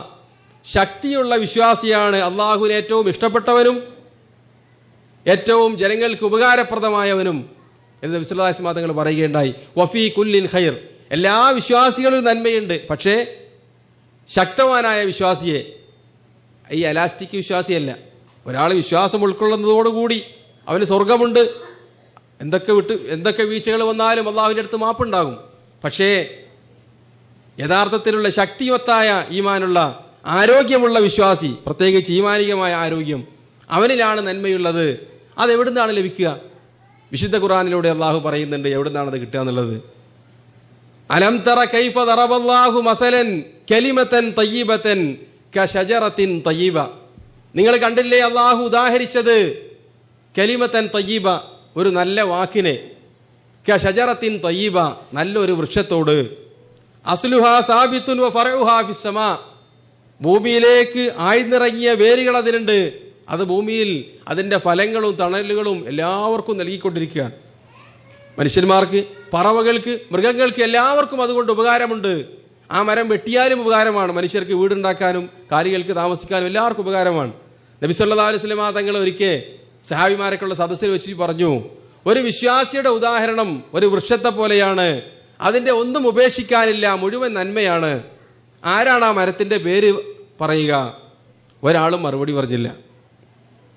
പിന്നീട് വീട്ടിൽ വന്നിട്ട് ഉമറുൽ ഖത്താബ് പറഞ്ഞു, അദ്ദേഹത്തിൻ്റെ ഉമറുൽ ഖത്താബിനോട് മകൻ പറഞ്ഞു, അബ്ദുല്ലാഹി ഇബ്നു ഉമർ, ആ മരം അവിടെ സദസ്സിൽ വെച്ച് പിന്നീട് പറയപ്പെട്ടു അന്നഹ നഖല, അത് ഈന്തപ്പനയാണെന്ന് പറഞ്ഞപ്പോൾ വീട്ടിൽ നിന്ന് ഉപ്പാൻ്റെ അടുത്ത് വന്നിട്ട് മകൻ പറഞ്ഞു, ഞാൻ ഈന്തപ്പന എന്ന് പറയട്ടെ എന്ന് വിചാരിച്ചു, പക്ഷേ എല്ലാവരും സദസ്സിലായതുകൊണ്ട് മോശമാകുമെന്ന് വിചാരിച്ച് ഞാൻ പറഞ്ഞില്ല.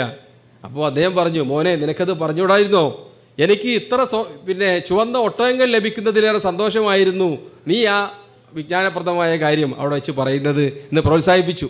ഈ സൂക്തത്തിൻ്റെ വിശദീകരണത്തിൽ അബ്ദുല്ലാഹി ഇബ്നു അബ്ബാസ് റളിയല്ലാഹു അൻഹു നമ്മളെ പരിഗണിച്ചിട്ടുണ്ട്, നമ്മളെന്ന് പറഞ്ഞാൽ ഇന്ത്യക്കാരെ. അദ്ദേഹം പറഞ്ഞത് ഇതേപോലുള്ളൊരു വൃക്ഷം ഇന്ത്യയിലുണ്ട്. ആരാ നിങ്ങൾക്കറിയാലോ ഏത് വൃക്ഷാന്നുള്ളത്? അത് ജൗസുൽ ഹിന്ദ് അവിടെ പറഞ്ഞിട്ടില്ല. ഇന്ത്യയിൽ ഇതേപോലെ ഈ ഈന്തപ്പനക്ക് സാദൃശ്യമായൊരു ചെടിയുണ്ട്, ആ വൃക്ഷത്തിൻ്റെ ഫലങ്ങൾ ഭക്ഷിക്കാം, അതിൻ്റെ ഇലകൾ ഉപകാരപ്പെടും എന്നൊക്കെ തഫ്സീറുൽ ഖുർത്തുബിയിൽ ഇബ്നു അബ്ബാസ് റളിയല്ലാഹു അൻഹു ഇത് വിശദീകരണം കാണാൻ പറ്റും. ഏതായിരുന്നാലും ആ വൃക്ഷത്തിനെ ഉപമിച്ചിരിക്കുകയാണ്. ആരോട്? വിശ്വാസിയോട്. ആ വൃക്ഷം ഏതാണ്? അലം തറ കൈഫ ദറബല്ലാഹു മസലൻ കലിമത്തൻ തയ്യിബ, കലിമത്തു തയ്യിബിനെയാണ്. ഏതാണ് ആ വാക്ക്? മുഫസ്സിറുകളൊക്കെ പറഞ്ഞിട്ടുണ്ട്, ലാ ഇലാഹ ഇല്ലല്ലാഹ്.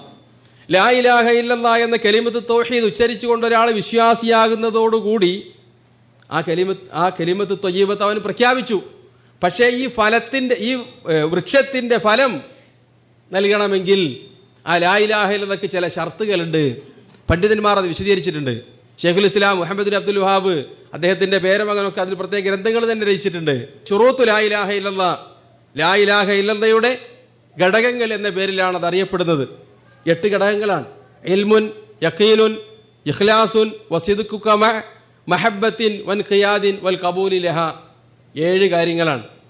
വസീദ സാമിനുഹ, 8ാമത്തേതായി അള്ളാഹു അല്ലാതെ ആരാധിക്കുന്നവരെ നിഷേധിക്കുക. യഥാർത്ഥത്തിൽ ഈ കാര്യങ്ങൾ ഉൾക്കൊണ്ടുകൊണ്ട് ആരെങ്കിലും ലാ ഇലാഹ ഇല്ലല്ലാഹ് എന്ന് ചൊല്ലിയാൽ ആ കലിമത്ത് തയ്യിബത്ത് അവനെ ഒരു വടവൃക്ഷമാക്കി മാറ്റും. എങ്ങനെയുള്ള വൃക്ഷം? അത് പതറൂല കൊടുങ്കാറ്റിൽ, അതിൻ്റെ ഫലം എല്ലാവർക്കും ലഭിക്കും. ഈ 8 കാര്യങ്ങളും, 8 കാര്യങ്ങൾക്കും ഉദാഹരണം, ഡസൻ കണക്കിന് ഉദാഹരണങ്ങൾ ഉമർ ഇബ്നുൽ ഖത്താബ് റളിയല്ലാഹു അൻഹുവിന്റെ ചരിത്രത്തിൽ നമുക്ക് കാണാൻ പറ്റും. ഞാൻ ഒരുപാട് സമയം ഇതിനു വേണ്ടി ചെലവഴിച്ചിരുന്നു. എന്തുകൊണ്ടാണ് മറ്റ് സഹായിമാരിൽ നിന്ന് ഉമർ ഇബ്നുൽ ഖത്താബ് റളിയല്ലാഹു അൻഹുവിനെ അദ്ദേഹത്തിൻ്റെ ജീവിതം വ്യതിരക്തമായി മാറിയത്? ഈ കാര്യം തന്നെയാണ് നമുക്കതിൽ പറയാനുള്ളത്. ഏത് വിഷയത്തിന് നോക്കിയാലും ഇൽമ്, അറിവോടുകൂടിയാണ് അദ്ദേഹം മുസ്ലിമായത്. വേറെന്തെങ്കിലും താല്പര്യത്തിൻ്റെ പേരിലായിരുന്നില്ല. ഒരുപാട് സഹാബിമാർ വിശ്വാസത്തിലേക്ക് കടന്നു വന്നത് നബി സല്ലല്ലാഹു അലൈഹി വസല്ലം തങ്ങൾ സദഖ കൊടുക്കുന്നത് കണ്ടിട്ടാണ്. പിന്നീട് അവരുടെ ഇസ്ലാം നന്നായിട്ടുണ്ട്. പക്ഷേ ഉമർ ഇബ്നുൽ ഖത്താബ് റളിയല്ലാഹു അൻഹു പഠിച്ച് മനസ്സിലാക്കിയിട്ടാണ് എന്ത് ചെയ്തത്? ഇസ്ലാമിൻ്റെ സത്യാവസ്ഥ ഉൾക്കൊണ്ടുകൊണ്ടാണ് കടന്നു വന്നത്. ആ വിഷയത്തിൽ അദ്ദേഹത്തിന് യഖീൻ ഉണ്ടായിരുന്നു, ഒരു സംശയം ഉണ്ടായിരുന്നില്ല. ദീൻ മനസ്സിലാക്കുന്ന വിഷയത്തിൽ അദ്ദേഹത്തിൻ്റെ ആ സിദ്ഖ്, സത്യസന്ധത കൊച്ചു കുട്ടികളെ പോലെയാണ്. അതിൽ പിന്നെ ഒരു വക്രതയില്ല, മറച്ചു വെക്കലില്ല, പൂഴ്ത്തി വെക്കലില്ല, പരിപൂർണമായിട്ടാണ്. അങ്ങനെയുള്ള മുഴുവൻ കാര്യങ്ങളും, അതിനോടുള്ള സ്നേഹം, അള്ളാഹുവിനോടും റസൂലിനോടും വിശ്വാസികളോടുള്ള സ്നേഹത്തിന് ഉമർ ഇബ്നുൽ ഖത്താബ് റളിയല്ലാഹുവിനെ പോലെ പ്രവാചകനെ കഴിഞ്ഞാൽ, നബി സല്ലല്ലാഹു അലൈഹി വസല്ലം തങ്ങളെ കഴിഞ്ഞാൽ മറ്റൊരു വ്യക്തിയെ നമ്മൾ കാണാൻ പറ്റൂല. അദ്ദേഹം ഖിലാഫത്ത് ഏറ്റെടുത്തതിന് ശേഷം മിമ്പറിൽ കയറി പ്രസംഗിക്കുകയാണ്, പ്രാർത്ഥിക്കുകയും ചെയ്തു, ഞാൻ നിങ്ങളുടെ ഇടയിലെ ഏറ്റവും വലിയ ശുണ്ഠിക്കാരനും ദേഷ്യക്കാരനും എടുത്തിയാട്ടക്കാരനുമായിരുന്നു. ആ ഉമർ അല്ല ഇന്നിവിടെ നിൽക്കുന്നത്. വിശ്വാസികളോട് ഏറ്റവും സൗമ്യനായി പെരുമാറുന്ന ഉമറിനെയാണ്. പക്ഷേ പഴയ ഉമർ ഇവിടെ ഉണ്ട്. അതാർക്കെതിരെയാണ് പ്രവർത്തിക്കുക? നിങ്ങളുടെ കൂട്ടത്തിൽ ദുൽമ പ്രവർത്തിക്കുന്നവർക്കെതിരെ ആ ഉമർ പുറത്തു വരും. അതാണ് അദ്ദേഹം പ്രവർത്തിച്ചത്. ലാ ഇലാഹ ഇല്ലല്ലയുടെ ശരിയായ ഫലം നമുക്ക് ലഭിക്കണമെങ്കിൽ അള്ളാഹു ഖുർആനിൽ പറഞ്ഞതുപോലെ യാ അയ്യുഹല്ലദീന ആമനു ദുഖുലൂ ഫിസ്സിൽമി കാഫ, സത്യവിശ്വാസികളെ നിങ്ങൾ ഇസ്ലാമിലേക്ക് പരിപൂർണമായി പ്രവേശിക്കുക. നമ്മളൊക്കെ ഒമിനന്നാസി മൻ യഅ്ബുദുല്ലാഹ അലാ ഹർഫിൻ, രണ്ടറ്റത്ത് നിന്നിട്ടാണ് പലപ്പോഴും വിഭാഗത്ത് ചെയ്യൽ. ആദ്യ ഭാഗത്ത് പറഞ്ഞതുപോലെ ഇസ്ലാമിന് നമ്മൾക്ക് അനുകൂലമായ കാര്യങ്ങളാണെങ്കിൽ അതൊക്കെ ഓർമ്മ ഉണ്ടാവും. നമ്മൾക്ക് ലഭിക്കാനുള്ള അവകാശങ്ങൾ. തൊഴിലാളികളാണെങ്കിൽ എന്താണ് തൊഴിലാളിയെ പറ്റി റസൂലുള്ളാഹി പറഞ്ഞിട്ടുള്ളത് എന്തൊക്കെ അല്ലേ നമുക്കറിയാലോ. വേറെപ്പ് പറ്റുന്നതിന് മുമ്പ് കൂലി കൊടുക്കണമെന്ന് വിശദാശമാ തങ്ങൾ പറഞ്ഞിട്ടുണ്ട്. ഇനി പറയാത്ത വല്ല ഹദീസ് ഉണ്ടെങ്കിൽ അതും ഉണ്ടാവും. കള്ളാദീസാണെങ്കിലും കുഴപ്പമൊന്നുമില്ല. നമ്മുടെ അവകാശങ്ങളെ പറ്റി ഉണ്ടാവും. അതേപോലെ ഭർത്താക്കന്മാരാണെങ്കിൽ അവർക്ക് വേണ്ട കാര്യങ്ങളൊക്കെ ഒരു പ്രസംഗത്തിൽ കേട്ടാൽ മതി, ജീവിതകാലം മുഴുവൻ മറക്കൂല. സ്ത്രീകളാണെങ്കിലോ അവരുടെ അവകാശങ്ങൾ ഓർമ്മ ഉണ്ടാവും, വിദ്യാർത്ഥികൾക്ക് അവരുടേതുണ്ടാവും. അങ്ങനെയല്ല, നമ്മളുടെ മേലുള്ള ബാധ്യതയും നമ്മൾക്ക് ലഭിക്കേണ്ട അവകാശത്തിനെ പറ്റിയും ബോധം ഉണ്ടാവുക. പരിപൂർണമായ സന്തുലിതമായ രൂപത്തിൽ അങ്ങനെ ഉദ്ഖുലൂ ഫിസ്സിൽമി കാഫ, പരിപൂർണമായി ദീനിൽ പ്രവേശിക്കാൻ. വിശ്വാസത്തിൻ്റെ കാര്യത്തിൽ, മുആമലാത്തുകളുടെ കാര്യത്തിൽ ഉമർ റളിയല്ലാഹു ഒരിക്കൽ മദീനയുടെ തെരുവീതിയിൽ വെച്ച് ഒരു യഹൂദനെ കണ്ടുമുട്ടി. അദ്ദേഹം യാചിക്കുകയാണ്. അപ്പോൾ അദ്ദേഹം ചോദിച്ചു, എന്തിനാണ് ഈ തസവൂല് നടത്തുന്നത്? അദ്ദേഹം പറഞ്ഞു, എനിക്ക് ജിസിയ അടക്കാൻ കാശില്ല. അത് കണ്ട് ഉമർ റളിയല്ലാഹു കണ്ണീര് വാർത്തു. എന്നിട്ട് പറഞ്ഞു, നിങ്ങൾ യുവാവായിരുന്ന കാലത്ത് ഞങ്ങൾ നിങ്ങളുടെ ജിസിയ മേടിച്ചിരുന്നു. നിങ്ങൾ വയസ്സായ സമയത്ത് നിങ്ങൾ ഇനി യാചിക്കുകയാണോ? നിങ്ങൾക്ക് ബൈത്തുൽ മാലിൽ നിന്ന് റേഷനുണ്ട് മുസ്ലിങ്ങളെ പോലെ എന്ന് പറഞ്ഞുകൊണ്ട് അദ്ദേഹത്തിന് റേഷൻ കൊടുത്തു. ഉമർ റളിയല്ലാഹുവിനെ പോലെ ഒരു മതേതരവാദിയെ, മതേതരം എന്ന് പറയുന്ന അർത്ഥത്തിലല്ല, പക്ഷേ നമ്മളുടെ കാഴ്ചപ്പാടിലുള്ള മതത്തിനോട് സൗഹാർദ്ദം പുലർത്തിയ ഒരു വ്യക്തിയെ നമുക്ക് കാണാൻ പറ്റൂല. അവിശ്വാസി ആൾക്ക് ജിസിയ വാങ്ങിയതൊക്കെ വലിയ കുറ്റമായി നമ്മളുടെ ആളുകളൊക്കെ പ്രചരിപ്പിക്കാറുണ്ട്. എന്നാൽ അത് ഒഴിവാക്കി കൊടുത്തത് ഇസ്ലാമിക രാജ്യത്തിൽ നിന്ന് അദ്ദേഹത്തിന് റേഷൻ നൽകിയ കാര്യം പക്ഷേ ചരിത്രത്തിൽ നമ്മൾ ആരും പ്രചരിപ്പിച്ചതായി കാണാൻ പറ്റൂല. ആ രൂപത്തിലായിരുന്നു അദ്ദേഹത്തിൻ്റെ പെരുമാറ്റം. പ്രജകളോടുള്ള നീതി ഏത് കാര്യത്തിൽ നമ്മൾ പരിശോധിച്ച് നോക്കിയാലും മാതൃകാ യോഗ്യമായിട്ടാണ് അദ്ദേഹം ഭരണം നടത്തിയത്. ഭരണമൊക്കെ അദ്ദേഹത്തിന് പിന്നീട് ലഭിച്ചതാണ് അല്ലേ? അവസാന കാലഘട്ടത്തിലാണല്ലോ. ആദ്യകാലത്ത് യുവാവായ കാലത്ത് അവിശ്വാസത്തിലാണ് ഉണ്ടായത്. പിന്നീട് 27-ാമത്തെ വയസ്സിലാണ് അദ്ദേഹം വിശ്വാസിയാകുന്നത്. പിന്നീടുള്ള ആ 5-8 വർഷത്തിലാണ് അദ്ദേഹത്തിന് ഈ പരിവർത്തനം ഉണ്ടാകുന്നത്. നബി സല്ലല്ലാഹു അലൈഹി വസല്ലം തങ്ങളുടെ കാലത്ത് റസൂലിൻ്റെ മുന്നിൽ, അതേപോലെ തന്നെ അബൂബക്കർ സിദ്ദീഖ് റളിയല്ലാഹുവിൻ്റെ മുന്നിൽ ഒരു വാളിനെ പോലെയാണ് അദ്ദേഹം ഉണ്ടായിരുന്നത്. അവരുടെ മുന്നിൽ നിന്നുള്ള ആ തെർബിയത്ത് ലഭിച്ചതിന് ശേഷം പിന്നീട് പരിവർത്തിക്കപ്പെട്ട ഒരു ഉമർ ഇബ്നുൽ ഖത്താബിനെയാണ് നമ്മൾ ഭരണാധികാരിയായി കാണുന്നത്. അദ്ദേഹം ഇസ്ലാമിനെ പരിപൂർണമായി മനസ്സാ വാച കർമ്മണ അംഗീകരിച്ചത് കൊണ്ടാണ് അദ്ദേഹത്തിന് ആ രൂപത്തിൽ തന്നെ സ്ഥാനം വിശ്വാസികൾക്കിടയിലും അല്ലാത്തവർക്കിടയിലും കരസ്ഥമാക്കാൻ പറ്റിയത്. അതിനുവേണ്ടി അദ്ദേഹം പ്രവർത്തിച്ചിട്ടുമില്ല. ആരുടെയെങ്കിലും പ്രശംസ ലഭിക്കാൻ വേണ്ടിയോ അല്ലെങ്കിൽ സ്തുതി ലഭിക്കാൻ വേണ്ടിയോ അദ്ദേഹം പ്രവർത്തിച്ചിട്ടുമില്ല. സിൽബന്തികളുണ്ടായിരുന്നില്ല, പാറാവുകാരുണ്ടായിരുന്നില്ല അദ്ദേഹത്തിൻ്റെ വീടിനോ കൂടെയോ. നേരത്തെ ബൈത്തുൽ മുഖദ്ദസിലേക്ക് പോയ കാര്യം പറഞ്ഞല്ലോ, അവരുടെ കൂടെ ചുറ്റും അനുയായി വൃന്ദങ്ങളുണ്ടായിരുന്നില്ല. ഇതാണ് യഥാർത്ഥത്തിൽ ഇസ്ലാമിനെ ശരിയായി മനസ്സിലാക്കുകയും ഉൾക്കൊള്ളുകയും ചെയ്ത കാരണത്താൽ ഇസ്ലാം ബഹുമാനിക്കാൻ പറഞ്ഞ, ആദരിക്കാൻ പറഞ്ഞ കാര്യങ്ങളെയും വ്യക്തികളെയും ബഹുമാനിക്കുകയും ചെയ്തുകൊണ്ടാണ് മുസ്ലിം എന്ന രൂപത്തിലുള്ള ഇസ്സത്ത് പരിപൂർണമായ രൂപത്തിൽ അദ്ദേഹമാണ് ഇസ്ലാമിക കലണ്ടർ ആരംഭിച്ചത് അല്ലേ? ലോകം മുഴുവൻ ഒരു തെറ്റായ കാര്യത്തിൽ ബന്ധിക്കാൻ വേണ്ടിയാണ് AD കലണ്ടർ അതിൻ്റെ ആളുകളുണ്ടാക്കിയത്. അതിൽ നിന്ന് വിശ്വാസികൾക്ക് മോചനം ലഭിക്കാൻ വേണ്ടിയാണ് അദ്ദേഹം ഹിജറ വർഷം ആരംഭിക്കുന്നത്. അങ്ങനെയൊക്കെ ഒരുപാട് കാര്യങ്ങൾ ഇസ്ലാമിൻ്റെ ആ ഇസ്സത്ത് പരിപൂർണമായ രൂപത്തിൽ നിലനിൽക്കണം എന്ന ശുഷ്കാന്തി അദ്ദേഹത്തിനുണ്ടായിരുന്നു. അതിൽ അദ്ദേഹം വിജയിക്കുകയും ചെയ്തു. അല്ലാഹു സുബ്ഹാനഹു വ തആല അങ്ങനെയുള്ള സഹാബിമാരെ ശരിയായ രൂപത്തിൽ പഠിക്കുകയും മാതൃകയാക്കുകയും ചെയ്തവരുടെ കൂട്ടത്തിൽ നമ്മെ എല്ലാവരെയും ഉൾപ്പെടുത്തുമാറാവട്ടെ. നമ്മളിതുവരെ സംസാരിച്ചതിനെയും കേട്ടതിനെയും ഒരു സാലിഹായ കർമ്മമായി അള്ളാഹു സ്വീകരിക്കുമാറാവട്ടെ. റബ്ബനാ തഖബ്ബൽ മിന്നാ ഇന്നക അൻത സമീഉൽ അലീം വതുബ് അലൈനാ ഇന്നക അൻത തവ്വാബുർ റഹീം വആഖിറു ദഅവാനാ അനിൽ ഹംദുലില്ലാഹി റബ്ബിൽ ആലമീൻ. അസ്സലാമു അലൈക്കും.